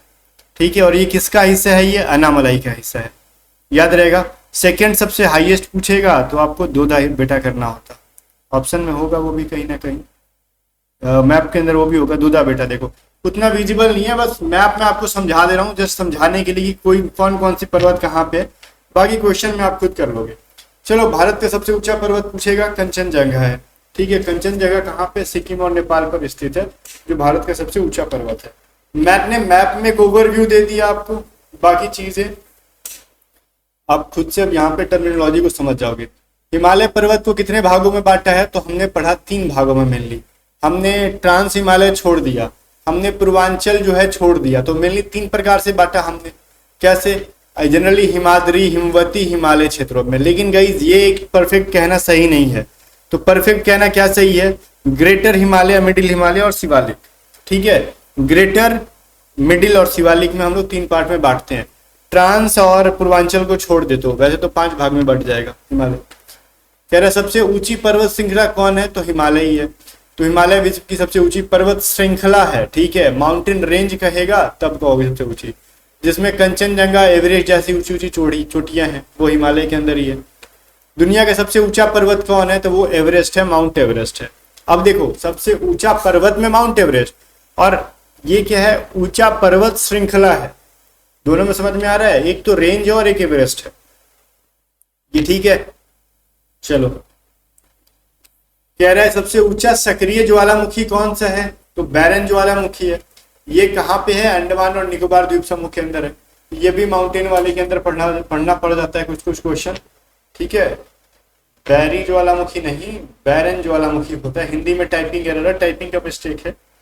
ठीक है ना, चलो फिर भारत में सबसे ऊंची चोटियां कहाँ पे है, तो हिमालय के अंदर ही है। जैसे कंचनजंगा, नंदा देवी, ये सारे जो है हिमालय के अंदर है। जो सवाल आपके एग्जाम में पूछा है वो मैं करा रहा हूँ, प्रीवियस ईयर क्वेश्चन ये सारे। भारतीय उपमहाद्वीप में सबसे लंबी पर्वत श्रृंखला कौन है? वो पर्वत श्रृंखला भी कहेगा, लंबी भी कहेगा तो हिमालय ही गिरोगे आप। ठीक है, फिर कहेगा नंदा देवी पर्वत कहाँ है? तो उत्तराखंड के अंदर है। ठीक है, जो भारत का दूसरा सबसे ऊंचा पर्वत है। कौन? हिमालय, उत्तराखंड नहीं, नंदा देवी। कंचनजंगा की देखो हाइट पूछ लेता है तो ये चीज है, ये कहीं कहीं एनसीईआरटी में कुछ और दे देता है, एक डिजिट का इधर उधर होता है, बट ऑलमोस्ट आपको यही याद रखना है। कंचनजंगा का जब भी आपसे पूछेगा तो आप क्या करोगे आंसर?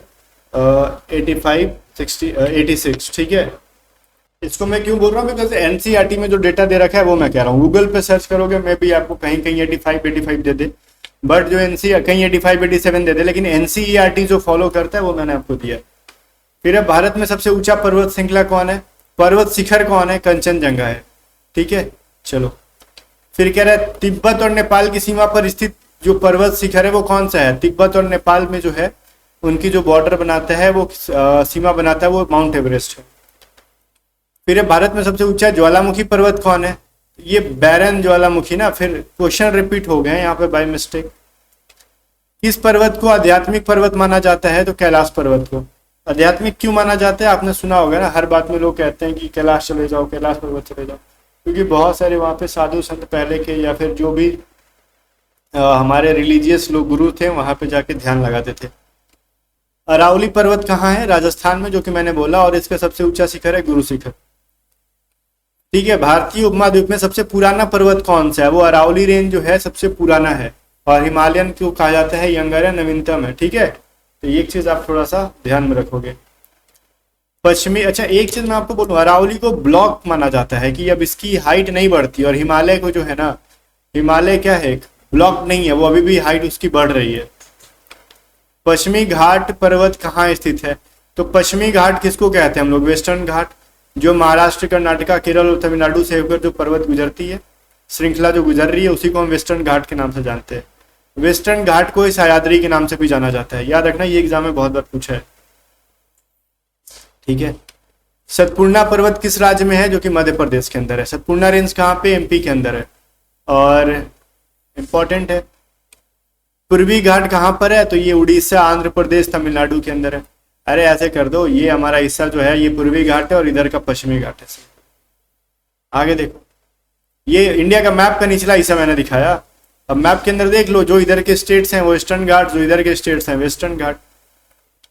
तो तमिलनाडु, आंध्र प्रदेश और जो भी उड़ीसा तो इधर ही है ना अपना।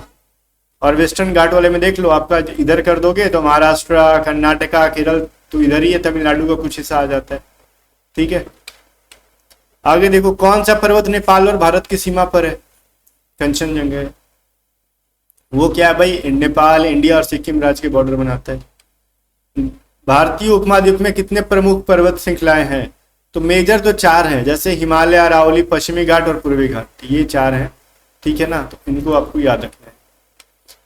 कश्मीर और हिमालय के बीच कौन सा पर्वत है? ठीक है, कश्मीर घाटी और हिमालय के बीच कौन सा पर्वत है? वो पीर पंजाल है। वही तो मैं कहा, कश्मीर और हिमालय पूछ रहे। कश्मीर घाटी और हिमालय के बीच में जो है पीर पंजाल आ जाता है। कश्मीर का प्रसिद्ध पर्वत कौन सा आता है? देखो कुल्ली, गुलमर्ग या फिर जो भी मर्ग करके जो भी आएगा ना, ये सारे समझ लेना कश्मीर वाले हैं। ठीक है, आगे कह रहे हैं किस पर्वत को भारत का शिवालय के नाम से जाना जाता है? कैलाश पर्वत को ही भारत का शिवालय के नाम से जाना जाता है। क्यों भाई? क्योंकि वहां पे लोग मानते हैं कि शिव जी का निवास स्थान है। ठीक है, मतलब आले का मतलब निवास, और शिव जी जहां पे रहते हैं उनको शिवालय। साइकिल यात्रा के लिए प्रसिद्ध पर्वत कौन सा है? तो मनाली लेह, ये साइकिल के लिए फेमस है कि वहां पे साइकिलिंग करते हैं टूरिस्ट लोग। कांची पर्वत का नाम किसके नाम पर पड़ा? कांची पर्वत का नाम जो है वो किसके नाम पर पड़ा? कांची पर्वत। ये कोई सवाल ही नहीं है, अजीब टाइप का सवाल पूछा हुआ था। कांची के नाम पर ये पर्वत पड़ा है, कांची पर्वत। ठीक है, कौन सी पर्वत श्रृंखला अंग्रेज नाम से प्रसिद्ध है? तो अरावली, अंग्रेजी नाम से प्रसिद्ध है अरावली। अब इसका क्या रीजन है भाई, ये इतना डिटेल में घुसने की जरूरत नहीं है। अरावली को अधवाला नाम से पहले जाना जाता था। ठीक है, चलो सर्वोच्च पर्वत शिखर तक पहुंचने का पहला देखो जो सर्वोच्च पर्वत क्या है, ये चीज पहले बताओ। एवरेस्ट है। तो एवरेस्ट पे चढ़ने, खुलेआम क्वेश्चन नहीं दिया था आपको कि एवरेस्ट पे चढ़ने वाला पहला क्या है। ठीक है, एडमंड हिलेरी। नहीं, इसको घुमा के दे रखा गया है कि सर्वोच्च पर्वत शिखर तक पहुंचने वाला पहला शिखर तक पहुंच सर्वोच्च पर्वत शिखर तक, जैसे क्या माउंट एवरेस्ट कह सकते हो, चढ़ने वाला पहला कौन था? एडमंड हिलेरी था। ठीक है, वो किसके साथ क्या चढ़ा था? तेंजिंग नॉर्गे के साथ चढ़ा था। फिर पर्वत शिखर की ओर किस दिशा में चढ़ाई करना सबसे कठिन है? अगर मान लो ये पर्वत का शिखर है ना, अगर आप नॉर्थ के साइड जा रहे हो तो फिर चढ़ना काफी मुश्किल हो जाएगा। ठीक है, चलो। कर्नाटक में महाराष्ट्र के बीच क्यों भाई? ऐसा रीजन क्या है? क्योंकि नॉर्थ साइड से चढ़ना, उसकी हाइट जो है और उसका वो क्या कह सकते हैं, स्लोप बहुत ही खतरनाक होता है उधर, और कोई रीजन नहीं है। ना के बराबर काफी खड़ा खड़ा पर्वत रहता है नॉर्थ साइड से। कह रहा है कर्नाटक और महाराष्ट्र के बीच स्थित पर्वत श्रृंखला कौन सी है? तो वो सतपुड़ा रेंज है, हमने पढ़ा ना वो चीज। भारत में कौन सी पर्वत श्रृंखला बहुत ही पुरानी मानी जाती है? और अरावली रेंज सबसे ओल्डेस्ट है, मैंने ये चीज पहले मेंशन किया था। यंगेस्ट पूछता है तो हिमालय रेंज को हम लोग कह देते हैं। चलते हैं आगे, फोर्थ नंबर है पोर्ट के अंदर। देखो पोर्ट के अंदर ही हम लोग पढ़ लेंगे सारी इंपॉर्टेंट चीजें, जैसे कुछ इनलैंड्स के बारे में पढ़ लेंगे, हार्बर के बारे में पढ़ लेंगे। भारत के सबसे बड़ा समुद्री बंदरगाह कौन सा है? तो आप सिंपली कहोगे मुंबई है। ठीक है, मुंबई का जो बंदरगाह है, मुंबई बंदरगाह जो है, ये सबसे बड़ा समुद्री बंदरगाह है, लार्जेस्ट इंडिया का। और सबसे व्यस्त बंदरगाह कहेगा तो, व्यस्ततम बंदरगाह कहेगा तो, इस सवाल में देखो एक चीज एरर है। ठीक है, यहाँ पे भारत का नहीं, दक्षिण भारत का करो। सवाल को मैं ठीक कर देता हूँ, क्योंकि अगर वो इंडिया का पूछे ना तो ये फिर गलत हो जाएगा। इंडिया का सबसे बिजीएस्ट तो जवाहरलाल नेहरू पोर्ट है, जिसको हम जो मुंबई के अंदर है, मुंबई जो पोर्ट है ना, इसी को कहते हैं जवाहरलाल मुंबई, क्या मैं बोल रहा हूँ जवाहरलाल मुंबई, जवाहरलाल नेहरू पोर्ट, जिसको हम लोग जो मुंबई महाराष्ट्र के अंदर है, इसको हम लोग नौहावा सुहावा के नाम से जानते हैं। वो तो सबसे बड़ा, देखो ठीक है, समुद्री पोर्ट है, लेकिन जो भारत का सबसे बिजीएस्ट भी वही है। लेकिन ये कहना कि दक्षिण भारत का सबसे ज्यादा कौन सा वो है बिजीएस्ट पोर्ट, तो डेट इज चेन्नई पोर्ट। जो कहना कि चेन्नई बंदरगाह दक्षिण भारत का सबसे, ये हमने एक्सप्लेनेशन में ठीक दिया है, आंसर ठीक दिया है, क्वेश्चन में दक्षिण और साउथ छूट गया था। ठीक है, ये टाइपिंग वाले भाई पूरे सवाल बदल सकते हैं, उनको दिया जाए मेहनत, कभी कभी मेहनत बर्बाद कर सकते हैं ये। बाकी चीजें पकड़ ली हमने सही टाइम पे, अदरवाइज मैं गलत पढ़ा के निकल जाता अगर जल्दीबाजी में रहता तो दक्षिण भारत पूछेगा तो ही आपको चेन्नई करना है, यही जोश जोश में आगे फिर गड़बड़ नहीं कर देना। अगर ये साउथ हट जाए यहाँ से, सिर्फ इंडिया का पूछ दे, तो जवाहरलाल नेहरू पोर्ट, ठीक है, जिसको हम लोग कह सकते हैं नौहावा सुहावा के नाम से जानते हैं। भारत में स्थित प्रमुख विदेशी बंदरगाह, व्यापार बंदरगाह कौन सा है? तो वही मुंबई का है। ठीक है, वही है जवाहरलाल नेहरू पोर्ट। कांडला बंदरगाह कहाँ पे? वो गुजरात के अंदर है। गुजरात के कहाँ पे? कच्छ क्षेत्र के अंदर है कांडला बंदरगाह। ठीक है ना। भारत का पहला विशेष आर्थिक क्षेत्र शेष बंदरगाह क्या है? ठीक है, स्पेशल इकोनॉमिक जोन, वही कांडला वाला है। ठीक है ना, तो ये कई बार एग्जाम में पूछा गया है।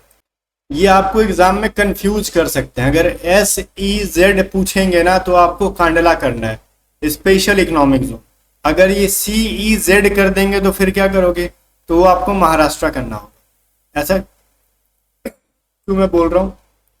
क्योंकि ये सी का मतलब अगर कोस्टल आ जाए, कोस्टल इकोनॉमिक जोन, तो आपको सॉरी वेट, आपको महाराष्ट्र करना होगा। ठीक है, तो ये चीज थोड़ा सा कंफ्यूजन क्रिएट कर सकते हैं, तो दोनों में आपको नाम याद रखना है। भारत का सबसे बड़ा जो है ना बंदरगाह कौन सा है? वही मुंबई वाला, जिसको हम लोग क्या कहते हैं, जवाहरलाल नेहरू के नाम से। चेन्नई बंदरगाह किस राज्य में है? तमिलनाडु के अंदर है। फिर विशाखापट्टनम जो पोर्ट है वो आंध्र प्रदेश के अंदर है। ठीक है, फिर भारत का सबसे बड़ा तेल रिफाइनरी जो बंदरगाह है वो कौन सा है? अच्छा ठीक है, कौन सा है और कहाँ पे है ये भी चीज बताओ। इसका आंसर गलत है, सलेम नहीं है, ये तो यूएस के अंदर है, जामनगर है ना अपना इंडिया वाला। एरर था, ठीक है, टाइपिंग में जामनगर वाला है, ये करेक्ट आंसर हो जाएगा इसका, मैंने इसको सुधार दिया। भारत के सबसे पुराना बंदरगाह का नाम पूछेगा आपसे, तो ये ब्रिटिश ईस्ट इंडिया कंपनी थी तभी बनाया गया था कोलकाता पोर्ट, जो कि वेस्ट बंगाल के अंदर है। ठीक है, कोलकाता वाला कहाँ हो? तो ऑब्वियस चीज है, वेस्ट बंगाल के अंदर ही होगा। फिर है भारत के देखो प्रमुख मछली पकड़ने वाला बंदरगाह का हो जाएगा, जो केरल के अंदर है, कोची पोर्ट। फिर मछली बंदरगाह कहाँ पे है? मछलीपत्तनम के नाम से जाना जाता है। मछली पकड़ने वाला बंदरगाह अलग है, मछलीपत्तनम के नाम से, या फिर मछली बंदरगाह आंध्र प्रदेश के अंदर है। दोनों में नाम में फर्क समझना। भारत का एकमात्र बंदरगाह जो कि एक लैंडलॉक क्षेत्र है वो विशाखापट्टनम है।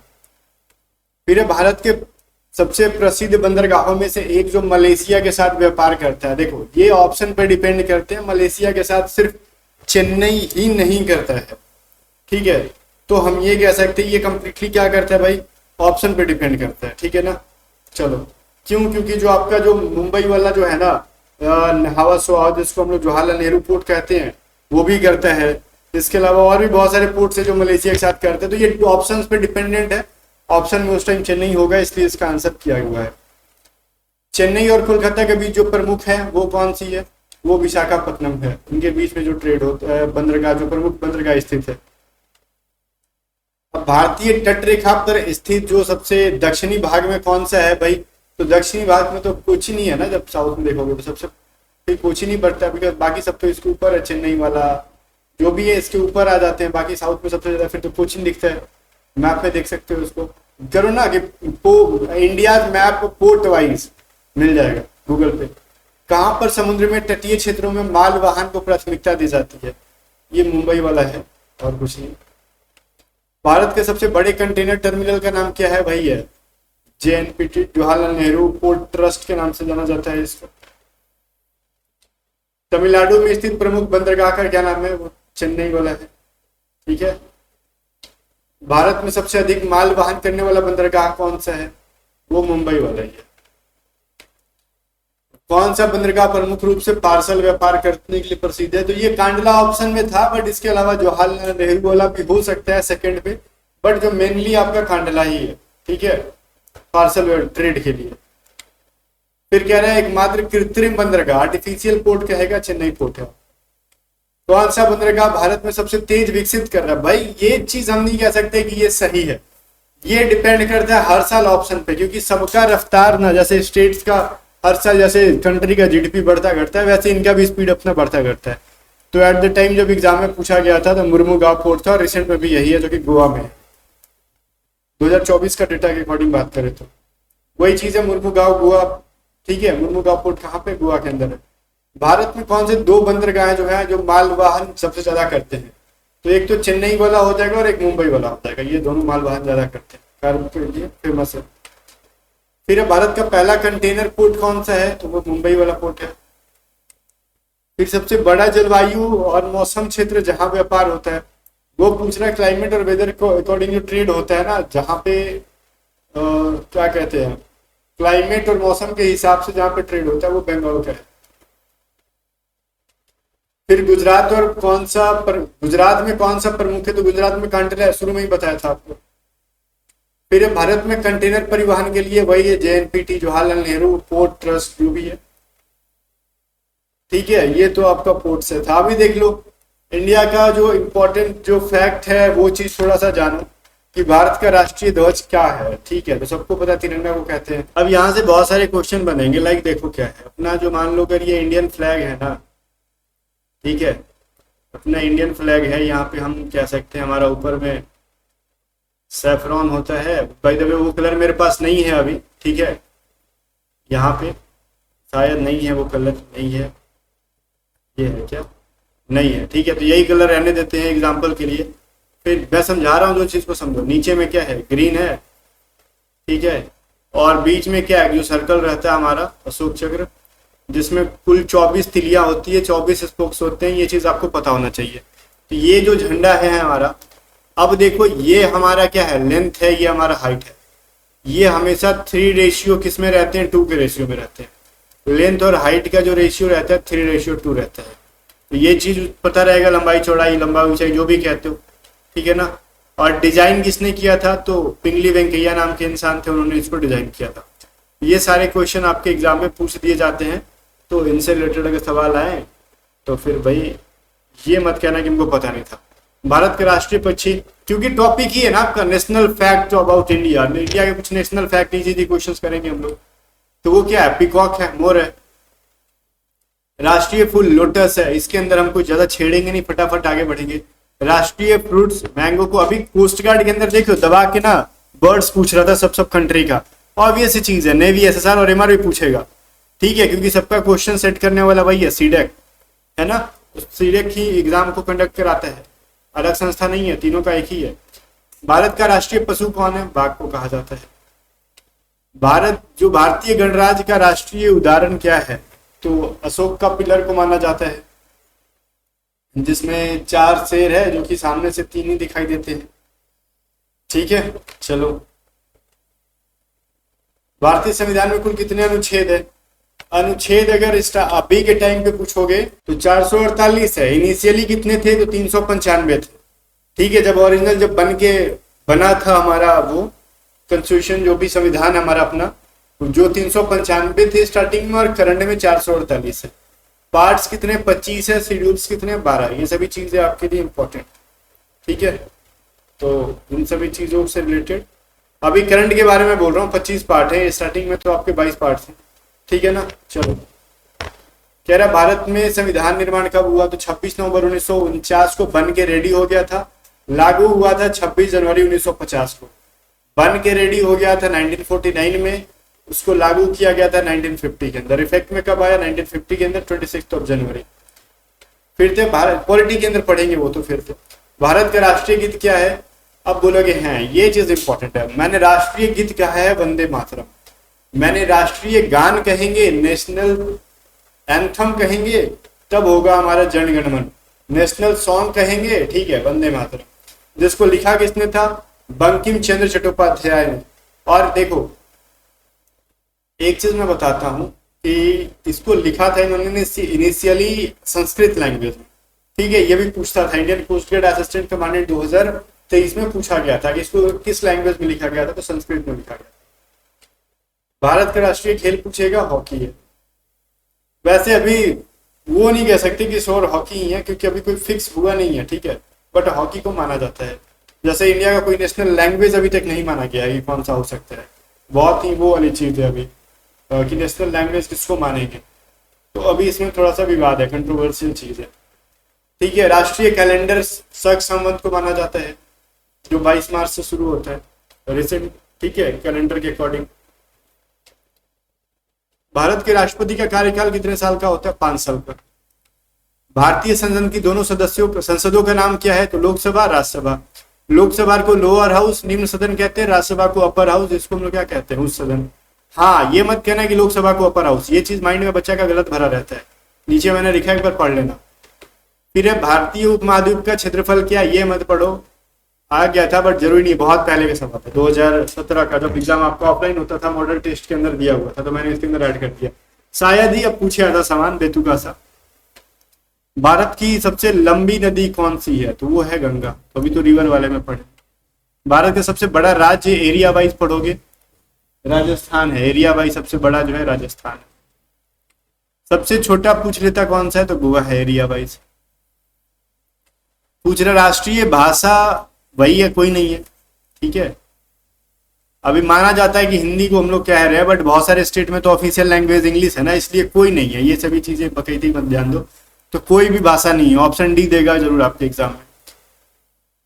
भारत में रेलवे नेटवर्क की लंबाई क्या है? ये मैंने अपने तरफ से ऐड की है, ये चेंज हो सकता है, ये मत याद करना। ठीक है, जब सवाल ऐसे बन सकते हैं, आप जब भी एग्जाम में जाओगे तो उस टाइम का करंट का डेटा देख के जाना, क्योंकि ये हर मंथ चेंज हो सकता है। अभी फिलहाल चेंज हो गया, ये 67,000 वाला 68,584 हो चुका है। तो मैं ये कहूंगा ये सभी चीजों पर कहती है, मत ध्यान देना। आपको रिसेंट वाला डेटा पढ़ के जाना चाहिए एग्जाम के एक दिन पहले, क्योंकि पूछ ले तो अगर ना भी नहीं याद करते तो कोई दिक्कत नहीं है, इतना खास है नहीं कुछ इसके अंदर। भारत में कितने राज्यों और केंद्र प्रशासित केंद्र हैं? ये सवाल इंपॉर्टेंट है। तो ये तो भाई चेंज पहले हुए थे, फिर वापस से रिस्टोर हो गए। ठीक है, वापस से ठीक हो गया। 28 राज्य और केंद्र शासित जो है 8 है हमारे पास। ठीक है, चलो आगे देखते हैं। भारत में सबसे ऊंचे पर्वत का नाम क्या है? कंचनजंगा। ये तो पड़े माउंटेन वाले में। राष्ट्रीय नदी कौन सी है जो फेमस है? राष्ट्रीय नदी कहना तो सही नहीं है, बट फेमस नदी या फिर पवित्र नदी जो है सबसे बड़ी लंबी जो है गंगा है। हाँ, राष्ट्रीय भी कह सकते हैं, बिकॉज देखो इंडिया के कोने कोने से तो कुंभ नहाने आए थे लोग ना, और क्या। भारत स्वतंत्रता संग्राम कब स्टार्ट हुआ? 1857 का जब क्रांति हुआ था ना, सिपाही विद्रोह, उसी टाइम से मेनली स्वतंत्रता संग्राम में स्टार्ट हो चुका था इंडिया का। भारत से रिलेटेड बेसिक फैक्ट्स पढ़ेंगे इस चैप्टर के अंदर। भारत गणराज्य की राजधानी रिसेंट में क्या? न्यू दिल्ली। भारत का सबसे बड़ा समुद्र तट कौन सा है? गुजरात है। कोस्टल जो लाइन जो है सबसे बड़ा गुजरात का है। भारतीय संसद के लोकसभा का अधिकतम सदस्य कितना हो सकता है? 512 मैक्सिमम हो सकता है। भारत में कुल कितनी प्रमुख भाषाएं हैं? 22 जो कि कॉन्स्टिट्यूशन के अंदर 8वीं अनुसूची के अंदर 8 शेड्यूल के अंदर मेंशन्ड है 22 भाषाओं का। वैसे भारत में बोलने की तो बहुत सारी भाषाएं बोल जाती है, लेकिन जो मेंशन्ड है संविधान के अंदर 22 है। ठीक है। सबसे बड़ा शहर का नाम क्या है? मुंबई, मेट्रोपॉलिटन कह सकते हो, सबसे बड़ा जो है मुंबई है। और सबसे पुराना विश्वविद्यालय जो है नालंदा है, और नालंदा विश्वविद्यालय की स्थापना किसने कराई थी वो आप आंसर दोगे। बहुत इजी सवाल है हिस्ट्री का। भारत में कितने राज्य हैं भाई? 28 राज्य है, वो तो हो गया। ठीक है, अब कुछ हेरिटेज से रिलेटेड सवाल करेंगे हम लोग। ठीक है, हेरिटेज से रिलेटेड सवाल क्यों, ये भी एग्जाम में पूछे जाते हैं। जो विश्व धरोहर है, तो भारत का सबसे जो पुराना धरोहर स्थल कौन सा है? महाबलीपुरम। ठीक है, यूनेस्को के अंदर इसको शामिल किया गया था क्या है, अभी भी है। अब ठीक है, अब ये सवाल आता है कि महाबलीपुरम है कहाँ पे बच्चा? तमिलनाडु के अंदर है, याद रहेगा आपको। भारत का पहला विश्व धरोहर स्थल कौन सा था? पहला विश्व धरोहर स्थल जो है आपका अजंता और एलोरा की गुफाएं। तो बोलोगे इसका क्या मतलब है? पुराना महाबलीपुरम है और सबसे पहला हुआ था वो है। देखो भाई, ये पुराना कह रहा है, मतलब ओल्डेस्ट है, इसका मतलब ये नहीं कि सबसे पहले ऐड हो गया। अगर कोई चीज पुराना है इसका मतलब ये नहीं कि पहले ऐड हुआ, लेकिन ये पुराना ना होने के बावजूद भी पहला सबसे ऐड हुआ था, यही वाला ऐड हुआ था। यूनेस्को ने इसको शामिल किया था। ठीक है, 1983 के अंदर। भारतीय संस्कृति का सबसे बड़ा प्रतीक कौन सा है? तो लोग ऐसा मानते हैं, तो भी याद करना पड़ेगा ताजमहल, बट वैसा इसके अंदर कुछ है नहीं। जब एग्जाम वैसा सवाल ये अब नहीं पूछा जाएगा, ये तब का है जब उस समय का सिचुएशन कुछ और था। आज के टाइम पे ऐसा कोई सवाल नहीं बनेगा कि सबसे संस्कृति का सबसे बड़ा प्रतीक क्यों है, क्योंकि इंडिया का ना तो बहुत ऐसा कुछ है, क्योंकि इससे भी बहुत फेमस चीजें हैं, ताजमहल से भी ज्यादा फेमस चीजें हैं। तो ये करंटली देखो, ये सारे क्वेश्चन डिपेंड करता है ना कि करंट देश के अंदर कैसी गवर्नेंस है।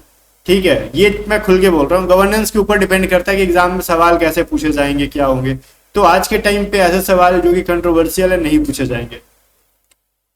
भारतीय महलों में कौन सा सबसे प्रसिद्ध है? ठीक है, तो उम्मेद पहले ये डिपेंड करता है ऑप्शन पे ना, 4 ऑप्शंस रहेंगे, उनमें से कौन सा सबसे फेमस होगा वो डाला जाएगा। और क्या, जो जोधपुर के अंदर है उम्मेद भवन पैलेस। तो ये चीज याद करना बेवकूफी है, बट प्रीवियस ईयर में पूछा है इस टॉपिक से तो मैंने डाल दिया।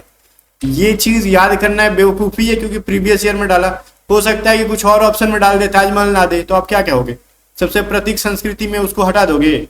अगर मान लो इसके जगह पे आपको दे देगा लाइक ऋषिकेश दे देगा, और बाकी कुछ और मामूली कोई चीज दे देंगे, तो आपको वही करना पड़ेगा। प्रयागराज डाल देगा, या फिर ताजमहल की जगह आपको मान लो राम मंदिर डाल दे और 3 ऐसे लोकल चीज डाल दे। तो ये तो कंप्लीटली ऑप्शंस पे डिपेंड करते हैं। तो इन सब चीजों को याद मत करो, कोई फायदा नहीं है, मैं खुद कह दूंगा। ठीक है, और भारत का राष्ट्रीय धरोहर किसे कहा जाता है? ताजमहल को। ठीक है, ये यूनेस्को के अंदर है, और 3 ऐसे ऑप्शंस होंगे जो यूनेस्को के अंदर नहीं होंगे, इसलिए उसका आंसर ताजमहल होगा। ठीक है, हरिद्वार के कुंभ मेला को किस सूची में शामिल किया गया है? तो इसको यूनेस्को के मानवता की अमूर्त संस्कृति धरोहर के अंदर डाला गया है। UNESCO intangible cultural heritage of humanity के अंदर डाला गया है। जो चीज 2017 में इसको डाला गया था, तो ये सवाल पूछा गया था। राजस्थान का प्रसिद्ध किला कौन सा है? तो सिटी पैलेस जो है, वैसे तो बहुत सारे राजस्थान में फेमस है। अब ये ऑप्शन में क्या था उससे रिलेटेड वो चीज पूछ सकता है ना। तो ये ऐसे सवाल थोड़े से कंट्रोवर्शियल है कि इसका आंसर ये सर वो हो सकता है, वो हो सकता है। अरे भाई, ये ऑप्शन पे डिपेंड करता है। भारत में कितने यूनेस्को विश्व धरोहर है? 40 से अधिक है। अब ये 40 से अधिक का मतलब क्या है भाई? टोटल 43 है अभी के टाइम पे। ठीक है, हो सकता है कि अगले साल तक ये कुछ और 43 से बढ़ के 45 हो जाए। तो ये तो कंप्लीटली डिपेंड करता है ना कि यूनेस्को वाले ने अभी तक कितना ऐड कर रखा है। तो अभी तक 43 है, 40 से ज्यादा है। ठीक है, 43 है करंटली। भारत में सबसे पुराना किला कौन सा है? तो कंचनगढ़ फोर्ट। ठीक है, ऑप्शंस के अकॉर्डिंग है ये चीज। ऑप्शन में हो सकता है कि इससे कुछ नया 3 फोर्ट दे और या फिर कुछ इससे भी पुराना दे दे, ये तो कंप्लीटली डिपेंड करता है ऑप्शन पे। प्रमुख लोक संगीत कौन सा है? तो ये भी ऑप्शन पे डिपेंड करता है, क्योंकि भारत में एक ही थोड़ी लोक संगीत है, बहुत सारे हैं। ठीक है, गैर राजस्थान का है, और कुछ ऐसे डाल देंगे जो कि क्लासिकल है, एक फोक डाल देगा, या फिर क्लासिकल पूछेगा तो 3 फोक डाल देंगे, एक क्लासिकल डाल देंगे। ये तो प्रीवियस ईयर एग्जाम में पूछे गए थे, तो इसके लिए कंप्लीट आपको फोक डांस और क्लासिकल डांस पता होना चाहिए, तो हम इस क्लास के अंदर कर लेंगे, टेंशन ना। भारत में किस राज्य के प्रमुख लोक नृत्य हैं? ठीक है, भारत में किस राज्य में प्रमुख लोक नृत्य है? अब ये चीज देखो, किस राज्य में प्रमुख लोक नृत्य है? तो क्या वो राजस्थान के अंदर ही है? नहीं, राजस्थान में जो मेन मेन है वो कौन से हैं? कालबेलिया, घूमर, कुचामी, ऐसे बहुत सारी लिस्ट में आपको दिखाऊंगा इस क्लास के अंदर, ठीक है। हाँ, भारतनाट्यम जो है एक प्रसिद्ध है, और ये कंप्लीटली ऑप्शन पे डिपेंड करता है ना, तो ये ऑप्शन में भारतनाट्यम था। तो इस चैप्टर में थोड़ा हम स्पीड में बढ़ेंगे, क्योंकि इसका एक लिस्ट में लास्ट में दिखाऊंगा आपको। जो प्रसिद्ध जो मंदिर कौन सा है, तो ऑप्शन में फेमस जो था सोमनाथ टेम्पल था, बाकी जो है बहुत ज्यादा फेमस नहीं होंगे। इसके अकॉर्डिंग फेमस सोमनाथ को करा गया, ठीक है। और ये फेमस इसलिए कि जो भी ज्योतिर्लिंग है उनमें से एक है ये भी। भारत के किस शहर में आगरा का किला है? तो आगरा में ही है, जो कि आगरा सिटी किस रिवर के किनारे है? यमुना के है। प्राचीन स्तूप कहाँ पे है? सांची का स्तूप कहाँ पे है? मध्य प्रदेश के अंदर है, सांची के अंदर है। भारत का सबसे बड़ा म्यूजियम कौन सा है? तो ये चीज देखो, मैं एक चीज आपसे कहना चाहूंगा, अभी इंडियन म्यूजियम ही है फिलहाल के लिए, आपको इंडियन म्यूजियम याद करना जो कि कोलकाता में है, ठीक है। लेकिन हो सकता है फ्यूचर में कोई कोई जैसे गुजरात जैसा स्टेट बैठ जाए कि हम सब चीज का रिकॉर्ड तोड़ रहे हैं, म्यूजियम भी सबसे बड़ा बना देंगे, तो ये भी कुछ साल में चेंज हो जाएगा। तो बहुत सारी चीजें करंट पे डिपेंड करती है। रानी का वाव किस स्टेट में है? गुजरात में है। भारत के किस राज्य में सुतियाना किला है? ये यूपी के अंदर है, ठीक है। ये सवाल पूछा गया है। सबसे पुराना विश्वविद्यालय कौन सा? नालंदा। तो ये चीज मैंने आपसे पूछा था। और बताओ किसने इसकी स्थापना की थी? सांची का स्तूप किस प्रकार स्मारक ये तो सांची की स्तूप ही है ना। सांची में किस प्रकार के स्मारक पाए गए? तो वहां पे स्तूप थे जो बौद्ध रिलीजन से रिलेटेड है। भारत का प्रमुख धर्म क्या है? तो भारत का प्रमुख धर्म क्या है भाई? हिंदू धर्म ही है, सबसे ज्यादा हिंदुइज्म है भारत में। वैसे भारत पहले हिंदू का ही देश था, बाद में इसमें रिलीजन लोग कन्वर्ट होते गए और बहुत सारे धर्म के आज लोग एक साथ रह रहे हैं यहाँ पे। लक्ष्मण मंदिर कहाँ पे है? सीतापुर, यूपी के अंदर है, ठीक है। भारत के राष्ट्रीय धरोहर में कौन सा स्थल शामिल है? ताजमहल है, ठीक है। चलो आज के टाइम में बहुत सारे हैं, तो हो सकता है कि ताजमहल को हटा के कोई और सपने डाले, ऑप्शंस के अंदर डाले। 43 में तो कुछ भी डाल सकता है। तो उस टाइम पे सिर्फ ताजमहल था, बाकी 3 ऐसे होंगे जो उस टाइम के धरोहर से बाहर थे। भीमबेटका की गुफाएं कहाँ पे? जो भी यूनेस्को ने ऐड कर रखा है इसको भी, मध्य प्रदेश के अंदर है। फिर है क्या, भारत में कौन सी प्राचीन मंदिर सबसे फेमस है? तो काशी विश्व मंदिर है, जो ऑप्शन के ऊपर डिपेंड करता है, ठीक है। बाकी हो सकता है कि ऑप्शन में इसको ना देके कुछ और दें और उनमें से पूछे कि सबसे प्राचीन क्या है ना। तो कह रहा पहला ऐतिहासिक संग्रहालय कौन सा है? तो वही है इंडियन म्यूजियम। और फिर कह रहा है सिरेमिक कला प्रसिद्ध है किस स्टेट का है? राजस्थान का है। सिरेमिक वाले वहीं पे बनते हैं ना कोई चीज, ठीक है। जोधपुर, अजमेर और भी बहुत सारी चीजों पे। वास्तु देखो, भारत में किस प्रकार की वास्तुकला जो है फेमस है? तो वो हिंदू आर्किटेक्चर जो है फेमस है, आर्किटेक्चर जो है फेमस है, ठीक है। जो हिंदुओं की अलग अलग तरह की स्मारक बनती हैं, ठीक है। आगे देखो, भारतीय चित्रकला का सबसे प्रसिद्ध रूप कौन सा है? तो राजस्थानी चित्रकला है, अपने आप में ये भी फेमस है। बाकी मधुबनी पेंटिंग्स भी फेमस है। तो ये नहीं कह सकते कि सिर्फ यही फेमस है, ठीक है। चलो, खजुराहो जो है मध्य प्रदेश से है रिलेटेड। फिर देखो आर्ट एंड डांस करेंगे हम यहाँ पे, डांस वाले कुछ चीजें। तो मैं इसका इस टॉपिक के एंड में ना लिस्ट दे दूंगा, आप लिस्ट का स्क्रीनशॉट ले सकते हो रिसेंट में अगर याद करना है तो। भारत का प्रमुख नृत्य के रूप में कौन सा जाना जाता है? तो भारतनाट्यम ऑब्वियसली ओल्डेस्ट माना जाता है साउथ इंडिया। तो इसको तमिलनाडु में इसका क्या हुआ? जनन हुआ, स्टार्ट हुआ। फिर कह रहा है कि बताओ गोविंद दास जो एक फोक डांस है वो किस स्टेट से रिलेटेड है? महाराष्ट्र से। फिर कह रहा है कथक का बताओ कहां से स्टार्ट हुआ? कथक कली कहेगा केरल, कथक कहेगा तो उत्तर भारत या फिर उत्तर प्रदेश, जो भी कह सकते हो। वाघनखी नृत्य जो है ये गुजरात से रिलेटेड है, तो ये फोक डांस में आ जाएगा क्योंकि ये क्लासिकल डांस नहीं है। भारत का लोक नृत्य एक लावनी है, वो कहां से है? लावनी महाराष्ट्र से, ठीक है। तो ये जो लिस्ट है आपको मैं दे दूंगा, याद करना। कुंभ मेला जो है जो क्या है सिग्निफिकेंस है इसका, कल्चरल सिग्निफिकेंस, ये बताओ क्या है? तो कुंभ से रिलेटेड अब कोई चीज बताना पड़ेगा? नहीं बताना पड़ेगा। यहाँ पे स्नान करते हैं लोग, श्रद्धालु जाते हैं। कुंभ से रिलेटेड तो सारी चीजें आपको याद होगी। राजस्थानी लोक कला क्या है भाई, किस चित्र में है? तो ये पैट चित्रकला है एक प्रकार का, ठीक है। कैसा है? पैट चित्र आर्ट, जिसमें नेचुरल कलर्स और जो भी चित्र बनाते हो उसमें नेचुरल कलर्स का यूज होता है। भारत का प्रमुख पारंपरिक संगीत वाद्य यंत्र क्या है? सितार है, ठीक है। फिर पूछ रहा है बारी बारी के रूप में कौन किसको जानते हैं, तो चौक नृत्य को ही जानते हैं, ठीक है ना। भारत का एक चौक डांस है जिसको हम बारी बारी के रूप से भी जानते हैं। फिर जो कुचिपुड़ी है वो कहाँ से, आंध्र प्रदेश से है।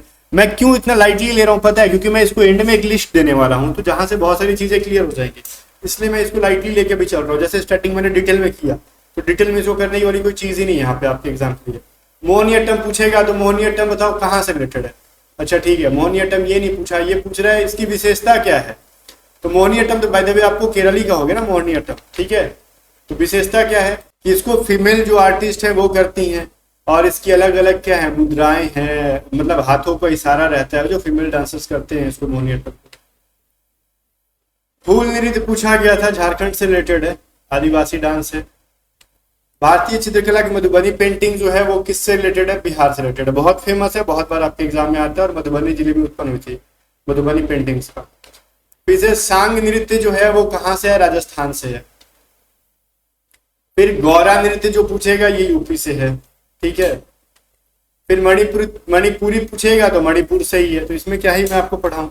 गायन शब्द का क्या अर्थ है, तो मतलब गीत गाना, और क्या। फिर भारत में संगीत नाटक अकेडमी का गठन कब हुआ था, 1952 के अंदर हुआ था। क्यों भाई, तो जितने भी भारत के संगीत और नृत्य थे यहाँ के, अपने क्लासिकल और जो डांसर्स थे उनको बढ़ावा देने के लिए। मधुर संगीत किस प्रकार के संगीत होते हैं, तो मैं क्या ही बोलूं, जो मन को शांति देते हैं। तो ये मैंने खुद की तरफ से ऐड करे, बिकॉज इससे रिलेटेड मेरे पास बहुत ज्यादा क्वेश्चन थे नहीं, तो बाकी जो अदर एग्जाम में पूछे गए थे वो क्वेश्चन मैंने डाले, बाकी जो आपके एग्जाम में पूछे जाएंगे उनका एक लिस्ट में दे दूंगा। राजस्थानी लोक नृत्य जो है संगीत, वो जनरली कौन सा इंस्ट्रूमेंट यूज करते हैं, सारंगी का यूज करते हैं वो लोग। तमाशा पूछा है कई बार आपके एमआर के एग्जाम में, एसआर के एग्जाम में, तो वो महाराष्ट्र से रिलेटेड है, ठीक है। फिर कुचिपुड़ी पूछेगा कि किस देवता को समर्पित है, कुचिपुड़ी आंध्र प्रदेश से है, वो विष्णु भगवान को समर्पित है। फिर नृत्य शास्त्र का संबंध किससे है, तो भाई जो जितने भी इंडियन डांस है उनसे रिलेटेड है नृत्य शास्त्र। भारतीय फिल्म संगीत के पिता किसको जाना जाता है। अब देखो यहाँ पे ना एक आपको कंट्रोवर्सी होगी, आपने पढ़ा होगा ना दादा साहब फाल्के, वो उनको फादर ऑफ इंडियन सिनेमा कहा जाता है।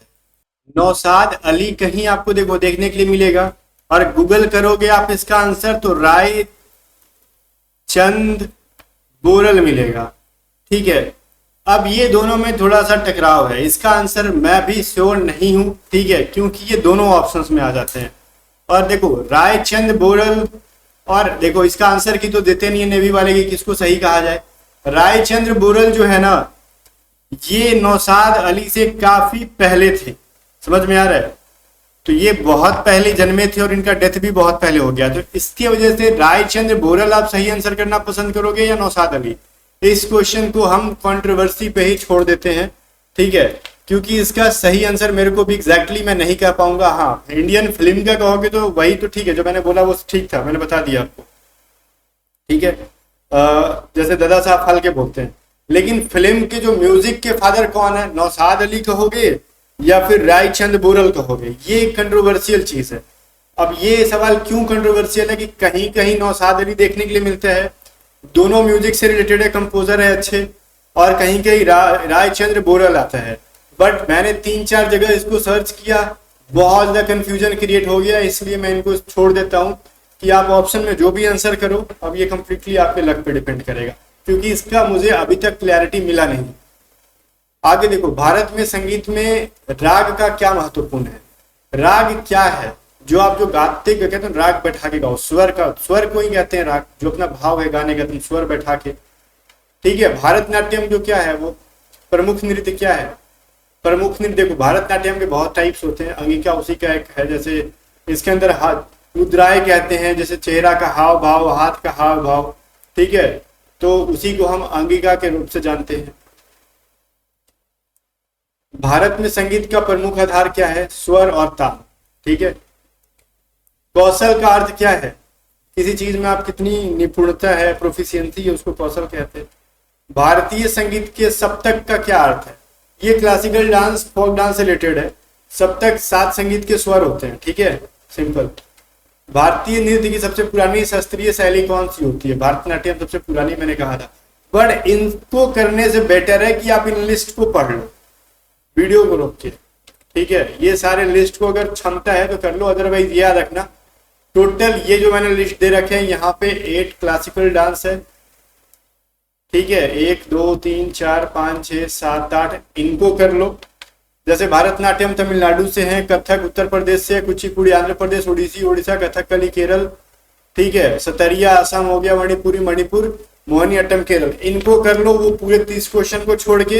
एंड इनमें से जो जो इंपॉर्टेंट स्टेट्स हैं उनमें से, या फिर इनको 2-3 बार पढ़ो इन लिस्ट को, जो आपसे पॉसिबल हो पा रहा है याद आना वो कर लो, क्योंकि इनका कोई एक फिक्स टॉपिक नहीं है कि कहाँ से पूछा जाएगा, ये बहुत बड़ा लिस्ट है, इसलिए मैं ये चीज आप पे डिपेंड कर रहा हूँ, जितना आपसे पॉसिबल हो पा रहा है लास्ट टाइम में कर लो, वो 30 क्वेश्चन छोड़ के जो 7th नंबर टॉपिक था, इतना कर लोगे, इससे ज्यादा कुछ आपके एग्जाम में नहीं आएगा इस टॉपिक से। ठीक है गाइस, मिलते हैं नेक्स्ट वीडियो में, तब तक बाय बाय। बाकी नेवी एमआर की किसी को अगर पेड बैचेज चाहिए वो हमारी इस बैच से ज्वाइन कर सकते हैं। एंड गाइस हमारे नोट्स प्रैक्टिस पीडीएफ को बाय करने के लिए व्हाट्सएप करो 7279047787। एंड जीके की वन शॉट ये जो पीडीएफ है ना जीके सारथी, इनको रट के ही जाना और साथ में हमारी स्पॉन्सर्ड क्लासेस वो करके जाना, उसके बाद आप फेल ही नहीं हो पाओगे। जीके 25 में मैं कहता हूँ 20 प्लस कर लेने वाले हो मेरे वन शॉट क्लासेस। एंड ये जो हमारी पेड पीडीएफ है, इतना जीके करोगे तो आपके 25 प्लस एसएससी 25 में 20 प्लस एसएससी गारंटी मैं देता हूँ।